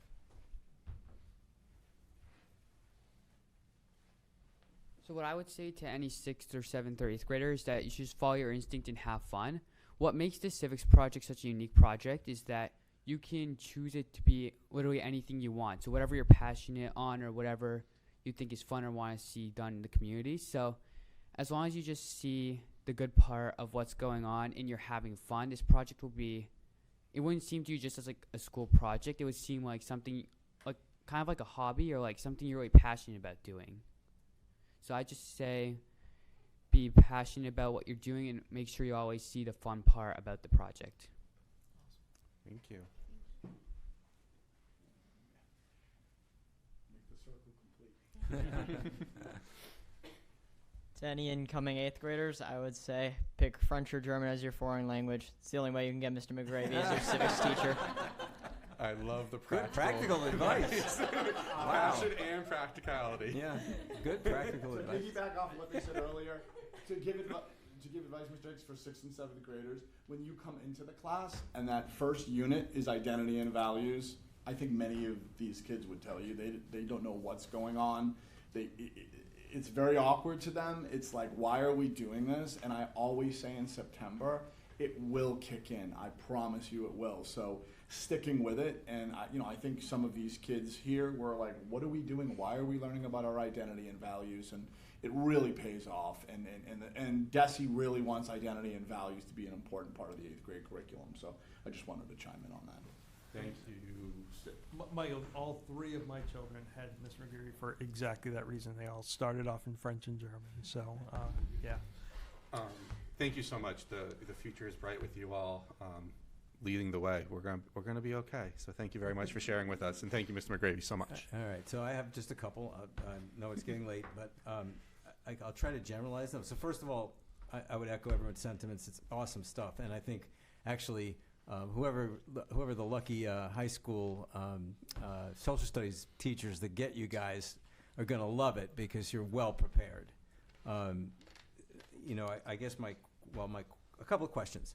and then some recommendations. So questions. For a couple of you, I think it was, you were mentioning that you were meeting with public officials like Senator Tarr and Representative Ramos, Representative Nguyen. Did they make any commitments to you about following up, especially the folks that, one of these was leading to the greenhouse gases one. I think we were trying to get some legislation going. I'd really like to hear if they committed anything to you. Yeah, so he said he had a meeting like right before he came in. Yeah. Senator Tarr, yeah. Yeah. He got caught in traffic, so we had to wait for him to come back from Beacon Hill. And they waited. Yeah. Good. He had a meeting though the day before, and it was like about like the state budget. Mm-hmm. And he said, "Oh, I wish you had mentioned this like before I had the meeting because I would have put this in there." So he mentioned that, and he also told us to email him and talk about it because he did claim that he wants to get our law in place because he thought it was a really good idea. So I was going to make a general point to everyone, but particularly to you. Don't let him go on that one. Okay. And they did. They all emailed me over the summer. I reached out to Senator Tarr's aide, connected me with the head of legal affairs legislation. Great. I got an email literally like a week ago. I have a phone call, and then I'm going to connect all of these people together. So their persistence. And the other thing, too, is when we met with Senator Tarr, they had just had the boat cruise, and they actually stayed 2 hours to wait for him, which is says a lot about them. So the point I was going to make to all of you is about follow through. It's great to take it to this point, and I was one of the people who sat in the class one of the days and listened to some of these. Don't stop, right? And it was great. The town meeting articles were wonderful, right? But the ones that weren't town meeting articles, you should still, to the extent you can, follow through. I want to compliment all of you on your research. I think that's going to prepare you well for high school and beyond. You were factual based, data based. I love that. That's where it's at. So the process was great, and I just want to encourage you to keep that going.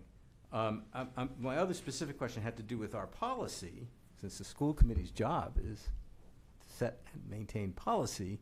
So you found this is about the religious holidays, right? Yeah. Mr. Hicks, yeah. Yeah. So we have that policy, and it wasn't being enforced, but it certainly should be, right? Yes.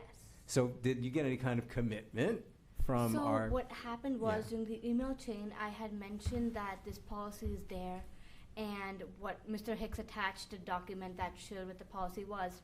And I got an email back from Mr. Gonzalez and Mr. Jackson saying that it's in policy, that everyone's following it, the teachers know what's supposed to happen, and they've made sure that all teachers know about it beforehand. And I kindly pointed out, saying Mr. McGreevy had agreed, saying that the teachers didn't really know about this policy, and it hadn't been enforced in any which way. So afterwards, we come to a conclusion that I would help them think of a list of all the holidays, so that no child can make up a holiday saying I have this holiday, and it's not even till like July. So we're going to be making a list of all the holidays, and if any student comes to the teacher saying I have this holiday, the teachers are going to be told, and students will be told also that this can happen. And we were planning to have it enforced before the school year started. Diwali is coming up on early November, so I guess we'll see if it's still being enforced. All right. And you guys are all freshmen now, is that right? Yeah, we're all freshmen. So Yeah. we have friends in the middle school who are going to try it, and I'm going to try it myself in the high school to see if it actually works. Good for you. That's great. So I do want to tell you, I hear you and I see you, and I actually did create a list for all the principals when school started this year that I have sent out to them. Diwali is on there, but there's lots of other holidays that are on there trying to represent all of our students and families in North Andover. So I will email that to Mr. McGravy, and he can show it to you, and maybe you and I can fact check together. Okay. I want to make one closing comment about the fact that you guys weren't afraid to reach out to public officials, right? And they responded, which they should, and it's good that they did. And I want to commend you for that, and I want you to learn something from that, which is that is their job, right? That is our job here. That's their job in the state legislature, to listen to their constituents and respond. So you learn something there, right? You can, no matter who you are, you can actually influence what goes on if you take the action, right? Take the action. So congratulations, everybody. Great job. Another round of applause. Thanks, Mr. McGravy. French and German, I guess, is the way to go, huh? Thanks for having us. We really thank you. My German student didn't have Mr. McGravy, and my Spanish student did have Mr. McGravy, so I think it changes year by year. Ah, okay. That was 100 years ago. Sometimes it does, yeah. All right, I'm back to the superintendent's report. Yes. I am going. Hey, Mr. McGravy, I'm going to grab a picture with you. Get a picture of you guys. Go back to the office. I'll get a picture of you, and I'm going to turn it over to Dr. Mealy for enrollment, and I'll be right back. Well, can I be in that one? Thank you, everyone. If you want to. Yeah, I do. All right. Thank you so much. We can continue. Can you wait 2 seconds? It's late anyway. Wow.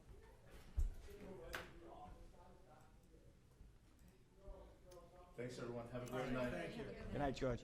And every So are we religious on break? holiday is on the NAM staff calendar, and we remind staff of every religious holiday every single. Awesome. Thank you. So are we on break? Thank you, Ms. Lathrop. New Jersey State Department of Education maintains a fantastic list for year to year. I'll check it out. With the dates. I hope mine's Not good. just I'll what they send are, it but to you, too. what the dates are, and they do like 3 or 4 years out. Very helpful.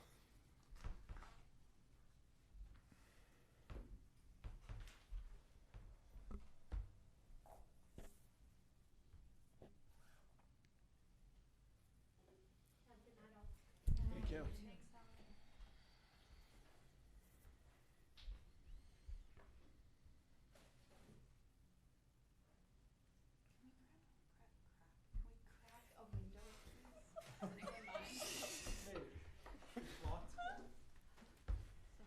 I think the noise, I think that the crowd has dispersed.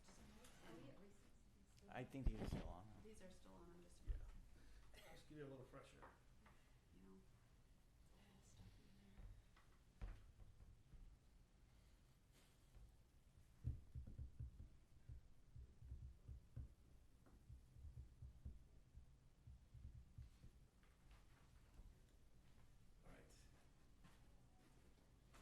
right. Sorry. All set? Yep. Okay. So you have in the packet and also being presented the data that we get each year. After October 1, we're required to provide to DESE our October 1 enrollment. When you look at this data, and I really like this data to tell you the truth, because it gives you a chance to kind of analyze what happens over time. There's a lot of things that I've chased down the rabbit hole, wondering if there's a correlation. I used to have in the left-hand column the number of births per year. There is no correlation between the number of births and how many students we end up with in kindergarten or first grade. I've often wondered if there's a correlation between how many students we start with in first grade and end up in graduating.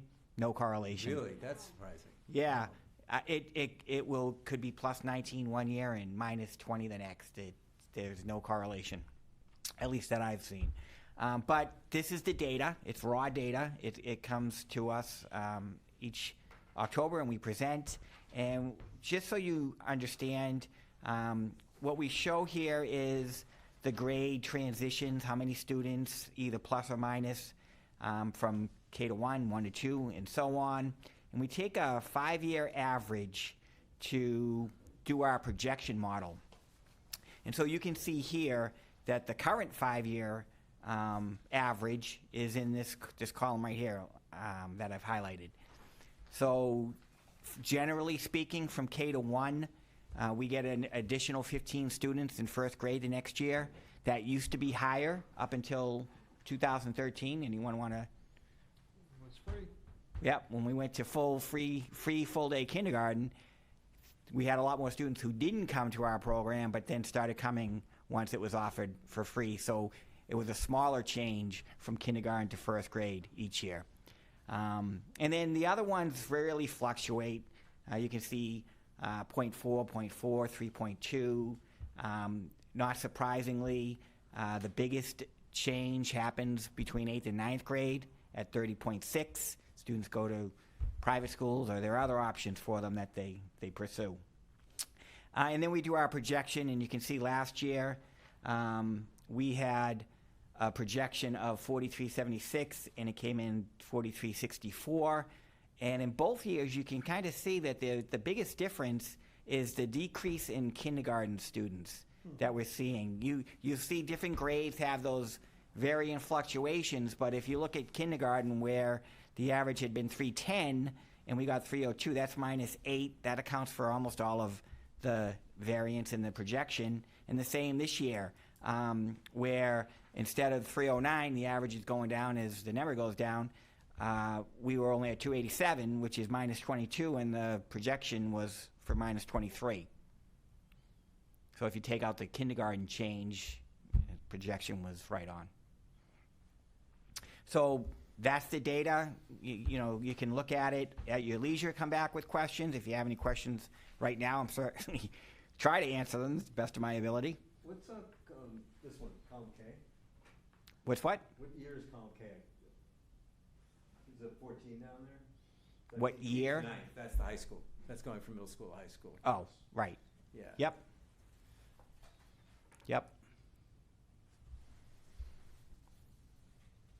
So that probably always happens, right? There's always a Well, you can see the average is 30 students less. And I will say, I've said this every year, that number used to be a lot higher. It used to be about 60 students. And what happened was right around the time I started, 2009, 2010, we had tough economic times.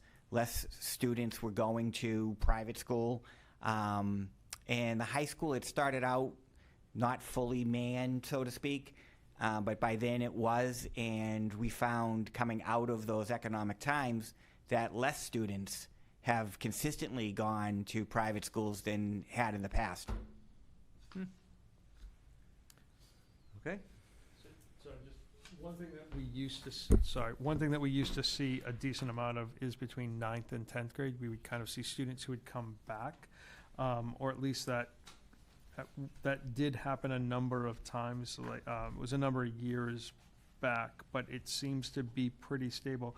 But it is a little bit odd to me that between 11th and 12th of this year, we lost 19 students. Very odd. I agree. I mean, that's really pretty high. When you look at 11 and 12, -12 and -22. Yeah. I mean, it's made up in other grades like 8 to 9, 14, plus 14 and plus 5 or plus 12, 4 to 5.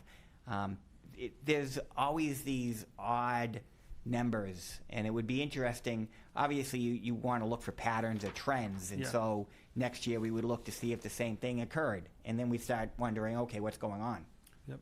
Sometimes, Andrew, just to mention, like move-ins and move-outs is sometimes a wash. Like families move away, and then in some years you got more move-ins, and some years you have more move-outs. Yeah, I mean, I know there's been a number of developments that have kind of come online, so I'm surprised to see 19 leave. Okay, awesome. Thank you.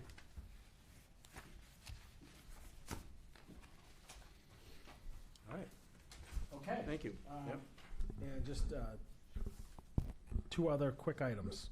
The North Andover CPAC Awareness Day, again, will be November 17th. Just a reminder to everyone in the community. And which member would like to just give a brief update? Next week we got the Educator Hall of Fame.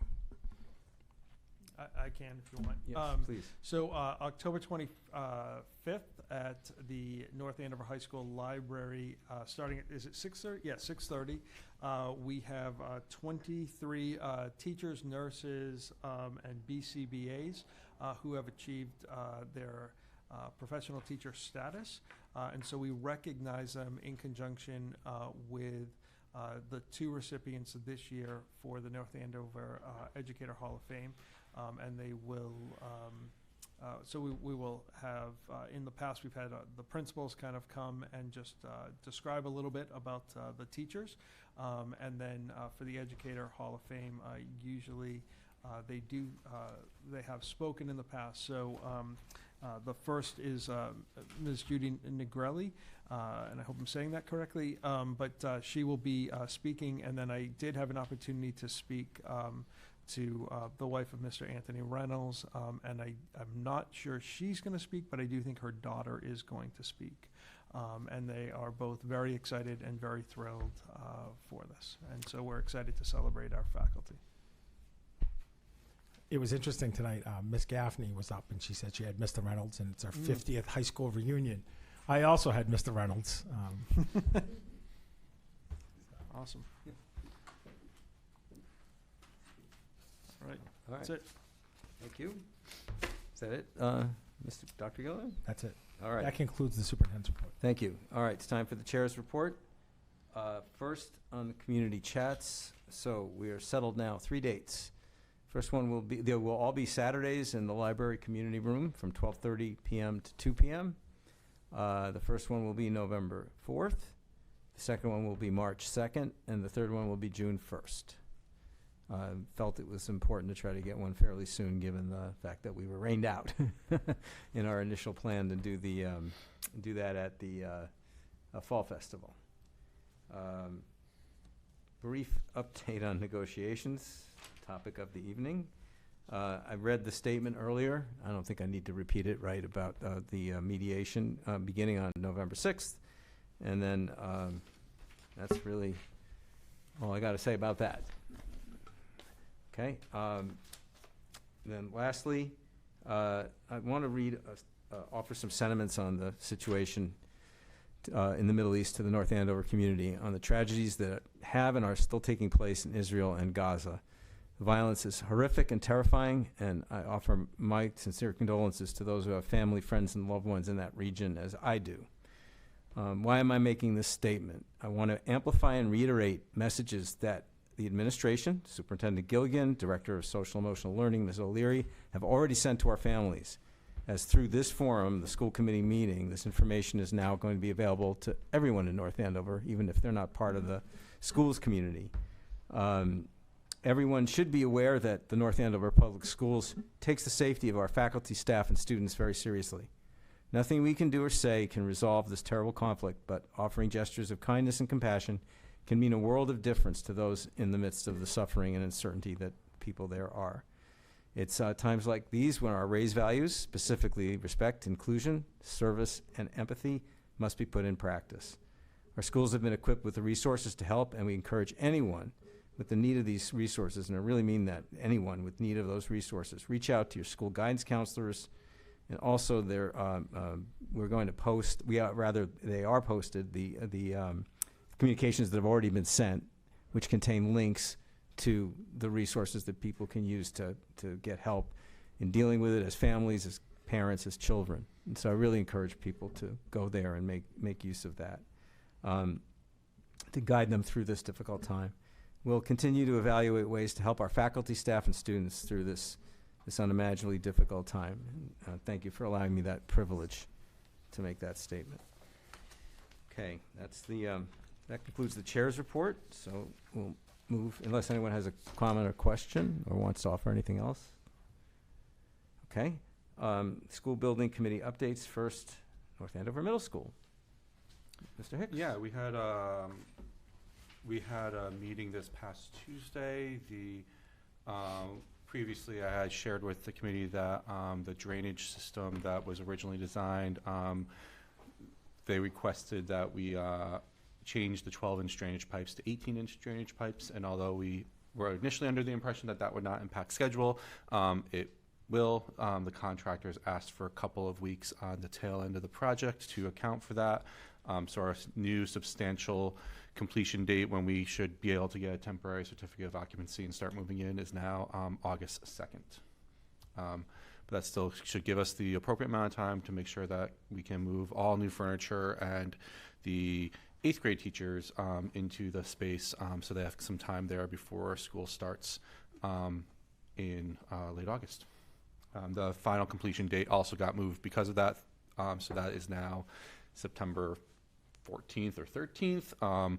3 weeks later, between the two dates, there are some punch list items that will have to get done, but those will only happen when students are not in the building. And so that wouldn't affect the ability to open, right? No, when we, as long as we get substantial completion on the 2nd or thereabouts, we get a temporary certificate of occupancy. That includes all the safety measures and all the things we need to have the building open safely for kids. And then punch list items are just some things that can happen over the next several weeks while they're not there, but that would impact the ability to be in the space safely. Thank you. Great. Any other questions on that? Okay. If not, can we please have a report on Kittredge? Yeah, I don't know if there's anything new. I missed, I think, the last meeting, but we've got a OPM, and you probably reported on that. That's it. Yeah, yeah. and We that's were it. in negotiations with them and supplying MSBA with the documentation of the process so that they can approve the OPM. That's what's happening right now. So we've offered an OPM. We've selected one, and they need to approve it. Exactly. Yeah. Yes. Okay. MSBA needs to- Right, excellent. Any other questions? Okay. Next, old business. Final read and vote, school committee and superintendent goals, which are in the packet. People need a Great. minute to look. Oh, you want to? I just, in a nutshell, I think, just to highlight, because we had 2 members not at the last meeting. When you look at goal number 1, it's a shared goal with the superintendent and the school committee.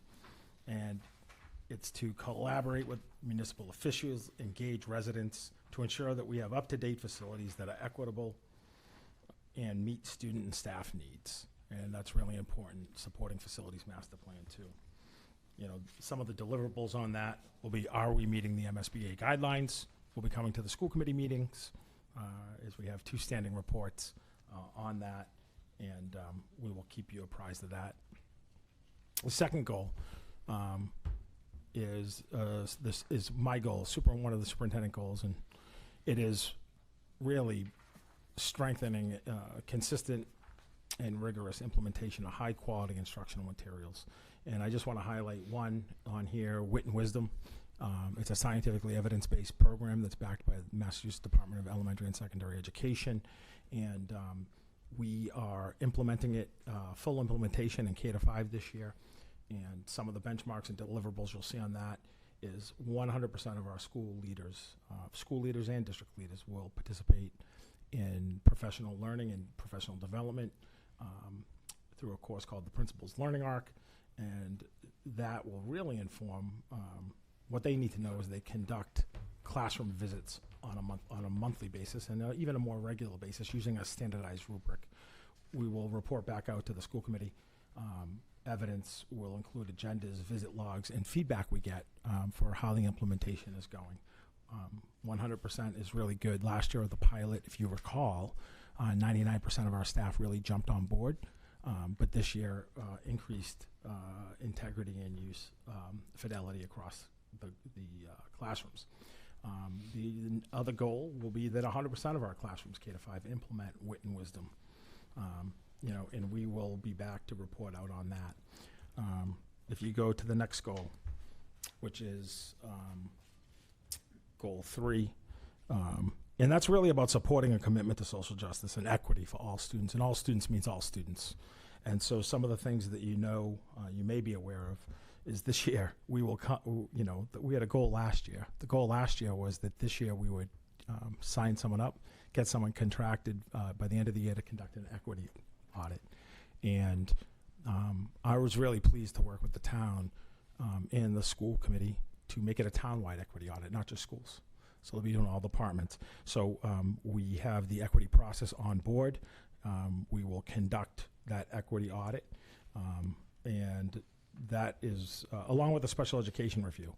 And really the goal and the deliverables will have reports, and once we get it, we'll debrief it. We'll come back here and report out with a plan for a timeline for next steps. Something like an equity audit is a 3 to 5 year blueprint and roadmap for the future, and it's not something that happens just overnight. Some other things that we'll have to do and we'll deliver on is professional development to build staff capacity and grow our kids. And so, we will be reporting out some of the partnerships we have. A new one this year is with CLE and also the Lynch Leadership School. We'll be back at the school committee with data presentations around how we're doing, because really, what is equity, right? Equity is about, making sure everyone has access to an excellent education. And it's, especially with the Lynch Leadership Academy. And when we do those rounds and visit and have collaboration meetings and look at data, that really informs our instruction. Where are those gaps and where are we getting ahead? Another deliverable that's really important this year will be, have we done what we say we'd do with really something we've never done before? Have we been able to revitalize the LPAC? And that's our English learners. We are in the process of, we've really worked hard on translation services, for example, but we want to have a more streamlined, better product and model to be able to do that in a more efficient way in real time. So we'll do that. We'll have the parent liaisons in. They make a big difference with particularly this population. And, you know, we'll be reporting out on how many of our parents have been able to participate and who do not, English is not their first language, adult English education classes. So I'm excited really for that. And then I will turn over to Mr. Brown. Fourth goal. Fourth goal there is mine. It's pretty explanatory. It's the ability for me to be able to grow and reflect as a leader through professional development of my own. And so we talk a lot about professional development, but even superintendents need professional development. And I really value the committees said, hey, let's make sure you do some of your own professional development. And there hasn't been a lot of time necessarily for any educational leader to do that through COVID. And the ability to get back and be able to share best practices, come back and do things with our leadership team and use those skills and knowledge gained in order for our leadership team to continue to grow. We have a terrific team, but we can always improve. And then last but not least, school committee goal, and I'll turn it over to Mr. Brown. So this is, I don't believe it's changed from from the first read, but it just to summarize, right? Communicate and engage with the community, advocate for the district with residents and town leadership. Work as a team, share accurate, consistent information concerning our district's performance, policy, and budget. Communicate complex issues, especially concerning Facilities Master Plan 2, clearly with all constituents, and do as much as we can to be active in other community meetings around town, school, as well as community organizations, and apply liaisons, which we've already done as necessary. The benchmarks, I think, are pretty straightforward. I don't think I need to read them. This all, as I said, is not changed from last read. Okay, so I believe we need a vote on this. I would move that we approve the FY24 school committee and superintendent goals as presented in the packet. All right, thank you. Any further discussion? Nope, hearing none, we'll vote. We'll start with, we'll go this way. We'll start with Ms. Petrowski. Yes. Ms. Koenig? Yes. Mr. McDevitt? Yes. Mr. Hicks? Yes. And the chair votes yes. So that is passed. Excellent. Next order of business is what? I thought you were gaveling one of us out of order there, Mr. Brown. That was gavel right there. No. That startled me. I'm sorry. Did I wake you up? I'm sorry about that. I thought when you pass a motion, you're supposed. No, I guess not. No. I won't do that again. Sorry. You can. I just do it. You're the chair. You can do it. Hey, I get to Your gavel. discretion. Boom. It felt good. Yeah, there you go. We passed it. I was enthusiastic about that. No, I think I sincerely think they are good goals, and I'm glad that we have got them passed. So now we have a second read and vote on overnight field trip request for Ireland and Scotland. Mr. Chair, I move that we approve the overnight field trip to Ireland and Scotland for April vacation of 2025. Second. Wow. You're competing to be the chaperone, right? Yeah, I think Mr. McDevitt really wants to go on that trip. I do too, actually. Awesome. All right. Itinerary is amazing. I know. Any further discussion on that? Amazing itinerary. Yes. Yeah. So that's why we all want to go, right? It's great that we're thinking about moving beyond. Like, we have amazing trips, but this is a new one, and this is awesome. Yes. So really, kudos to I'm never going to pronounce this name right, but to Mrs. Derval Cleary Bentley for bringing this to us, right? No, this was we had Mr. Vigent, Paul Vigent. Mr. Vigent? He's the one who presented, but Miss Bentley, it is her class. Derval, Derval. She does teach Irish literature, and she's from Ireland. All right. And well, thanks to both of those people for bringing this forward. It's great work. So let's vote. No more discussion, right? No. Okay. We'll go this way. Mr. Hicks? Yes. Mr. McDevitt? Ms. Koenig? Yes. And Ms. Petrowski? Yes. And the chair votes yes. Should I do it? Passes? Passes. All right. Next, second read and vote on the FY25 capital improvement plan as presented last week by Dr. Mealy. So as I indicated at the last meeting, not much had changed. The area in green demonstrates the facilities master plan phase 2, and that timeline has not changed. We obviously just moved things up a year or slide them over to maintain a 5-year plan. So the column on the left is what's current, and then the highlighted darker green is what we're looking to do for this coming year, FY25. So that's Kittredge feasibility and design. The ABECC gym is currently being designed and cost estimates put together so that we can come forward to town meeting next May with the request for that. And then design of the Franklin gym will be requested at the May meeting as well. So those stay on the same schedule. I had indicated that we've added, I talked about the microburst, which is the best term I've heard for describing that storm that we got. I've heard other people call it a tornado. But yeah, it did damage to the track and really moved up our timeline for getting the repairs done there. It has been submitted for insurance, so it's a possibility that insurance could cover that. But either way, the town manager agreed to move it into the request for this coming May. Excellent. Yep. And then in blue, I've added 2 others in talking to Steve Foster, our facilities director. The first one is the Atkinson drainage. You all recall, I'm sure, what happened with the major rains that we got and flooding that resulted at Atkinson coming right down that first floor corridor and into the rooms. So this would be the design and some measures that could be taken to prevent that from happening. And then the Franklin flooring, very similar. It's the only remaining asbestos tile flooring that we have in the district. And we saw what happened after the flood with the Atkinson corridor tile.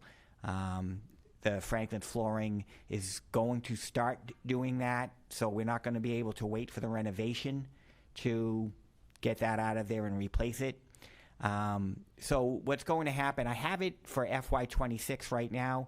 I did speak with the town manager, and right now, and I also spoke with Lynn Savage, right now it looks like requests this year are going to be lower than they have been. So it's a possibility that that could actually be FY25 Yes, please. this May. So what we're looking for is approval tonight of it as presented, with the understanding that the Atkinson drainage, Franklin flooring could be moved into FY25. One or both could, or One or both. one or both? Yep. If we had to do one, what would we? Probably the Franklin flooring. Okay. Yep. Thank you. Quick question. So the ABEC gym at roughly 1.2, trying to remember, I'm thinking it was about 9 years ago that we did the Kittredge gym, and I feel like that was somewhere around the 950. Right at a 950, and then we added the floor, so it was right Yep. at $1 million. Yep. So Yep. do we think, it's been, again, 7-8 years, right? That inflation and construction costs. So you have inflation on one side, and you have half the size on the other. So we're thinking they're going to kind of even out, and that's why we anticipate it being around this number. Okay, and just help me on that, but approximately where would that go in between Atkinson and? Right. So if you Where the recall, playgrounds are, right? we've been holding off on, the playground projects that we have. Yep. We've been holding off on the ABECC playground, the preschool playground. We have funding, just waiting to see if this is going to happen, because if it does happen, it's going right on that footprint, and then we'll move the preschool playground next to the kindergarten playground. Okay, all right, great, I'm good. With the track project approval, I think I asked this last time and I don't remember, so I'm sorry. Approval at this year would mean work could start and it'd be all good for next spring. Ideally, yes. It's a Hopefully. challenge only because all schools try to get it scheduled at the same time. Because the track is, we all use it at the same time. Right, and everyone wants the work done over the summer. Yeah. Yep. So we're already in conversations with Cape and Island, which is the most prominent vendor that does the work, and they would be bidding on it. Not get no guarantee, but there aren't a lot of others that do. Just to try to get in as quick as we can. And would the work impact the ability to use the fields inside the track? Sometimes, but not completely. And that's another reason So for fall the sports could summer. still happen potentially. Yeah, we had that conversation that if it goes into September, that there are ways to manage that. Yep. Thank you. Can I ask a quick question about Atkinson and the drainage? Mhm. And so it flooded with the last, well, whenever those storms were. I feel like it hasn't August. stopped raining in like 6 months, but Not on the weekends. Yeah. And so I'm glad to see that this is going to be like a drainage solution is coming, but what's happening in the meantime if we have another large storm, which feels like Yeah, the conditions, it's interesting. I used to work for Nashua, the Public Works Department, and I got used to the 10-year rain and the 50-year rain and the 100-year rain. This was like a 500-year rain. The conditions have been that way for a long time, and this is the only time it happened. It does seem that the weather is crazier as we go. We don't anticipate the conditions that existed happening so quickly again. We're certainly hopeful, but it's an odd situation. It's basically a bowl behind the principal's office at Atkinson. You have the portable, you have the classrooms and principal's office, and then the wing going towards the gym, and it slopes down. And they've cleaned out the drain, so they have taken some measures. That is there, but this would ensure that it doesn't happen unless we get like a 10,000-year rain or something. Noah will be involved. Were teachers, were classrooms affected? Did teachers A couple- lose any materials or supplies or?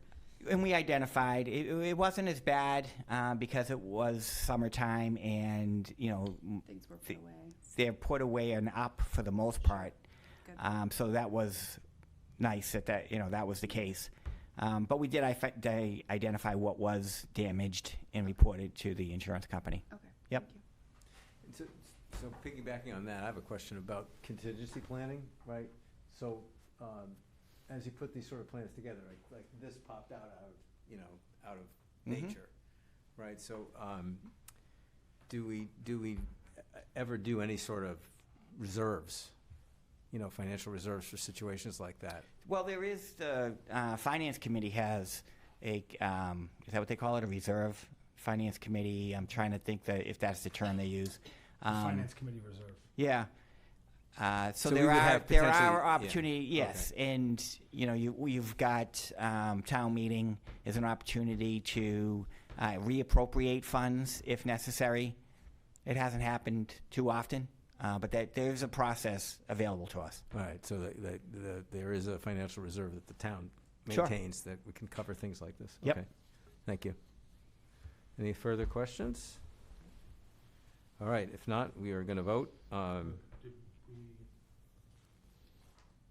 Did we make a motion? I would move oh, that sorry. we approve the FY25 capital improvement plan as presented in the packet. Second. Thank you for reminding me about that. I thought we'd already moved it. So any further discussion? All right, now we're going to go this way. Ms. Petrowski? Yes. Ms. Koenig? Yes. Mr. McDevitt? Yes. Mr. Hicks? And the chair votes yes, and that passes as well. Light tap. All right, second read and vote on surplus school equipment. Again, Dr. Mealy. So, if you recall, we talked about the storage unit that's been out in front of the middle school since COVID. We used it for musical instruments. They were playing outside under the tent. It hasn't had anything in it since we've moved back into the building. And we also talked about there's a unit in the back parking lot of the middle school right by Parker Street. And I did confirm that we actually do use that one. It's for our custodial equipment, outdoor equipment, so like lawn mowers and snow blowers and things like that. So until we find a home, we're going to keep that one, another home. But we do not have a need for the unit out in front of the middle school, which is an eyesore anyway. So the policy is that anything under $10,000 of value can be declared surplus and turned over to the town for them to auction off. All right. I move that we vote to dispose of the surplus equipment in the storage container that's no longer needed at the middle school. Second. All right, any further discussion? If none, we'll go on to vote. Mr. Hicks? Yes. Oh, sorry. Mr. Hicks? Yes. Mr. McDevitt? Yes. Still yes. Ms. Koenig? Ms. Petrowski? Yes. Chair votes yes. Passed. Okay. One more. No, we are into new business. First read and discussion, overnight trip to Costa Rica. Ms. Lathrop? Sorry. It's okay. You have the paperwork from Bennett Ahern from the high school. He's proposing to bring 9th, 10th, and 11th graders to Costa Rica. This is not a new trip. This is part of North Andover High School's environmental trip that they have done in years past. Years past, they've gone to Yellowstone and the Grand Tetons National Park every year. They look for a new destination, and this year they're looking to go to Costa Rica. This would take place after school gets out, so the students would not miss any school. About 14 students are looking to go on this trip. I don't know if you have questions or if you want to send them to me, and I'm happy to work with Mr. Ahern to get those answered for you.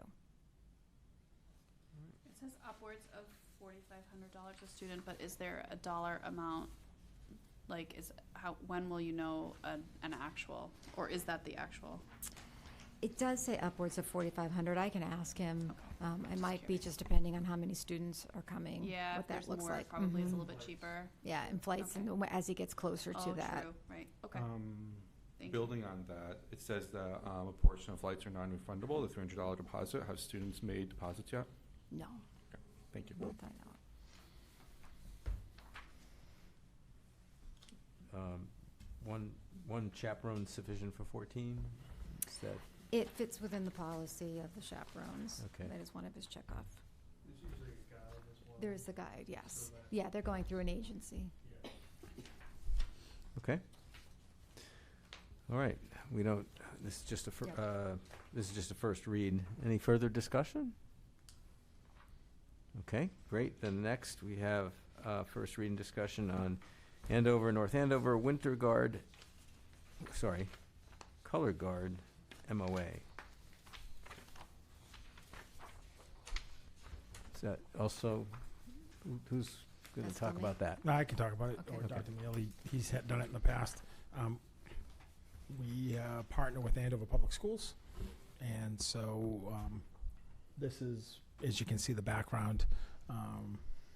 We work with them to combine our color guard units, and there's a contact at each school, and at the end of the day, if you approve this, then we would have the chair of the school committee sign off the MOA, which has been reviewed by town council. Okay. Very quick, I think this is the third year, or this would be the third year. Third or fourth, Okay. And we have to approve it annually? Is that? we do. Yeah, okay. All right, and very good. Any other questions? All right, if not, that concludes new business. Public comment? Hearing none. I'd make a motion to adjourn. Thank you. Second. Again, Do we not have minutes for approval? oh, no, we, Okay. No, they didn't have the, Michelle was, the tape was behind. Oh, okay. The tape. The tape, you mean the hard drive? The recording? Yes. Okay. So we'll have to approve 2 sets of minutes next time. All right, I think we have a motion to adjourn. It's been seconded, so I will vote. Mr. Hicks? Yes. Mr. McDevitt? Yes. Ms. Koenig? Yes. Ms. Petrowski? Yes. Mr. Brown says yes, indeed. Meeting adjourned.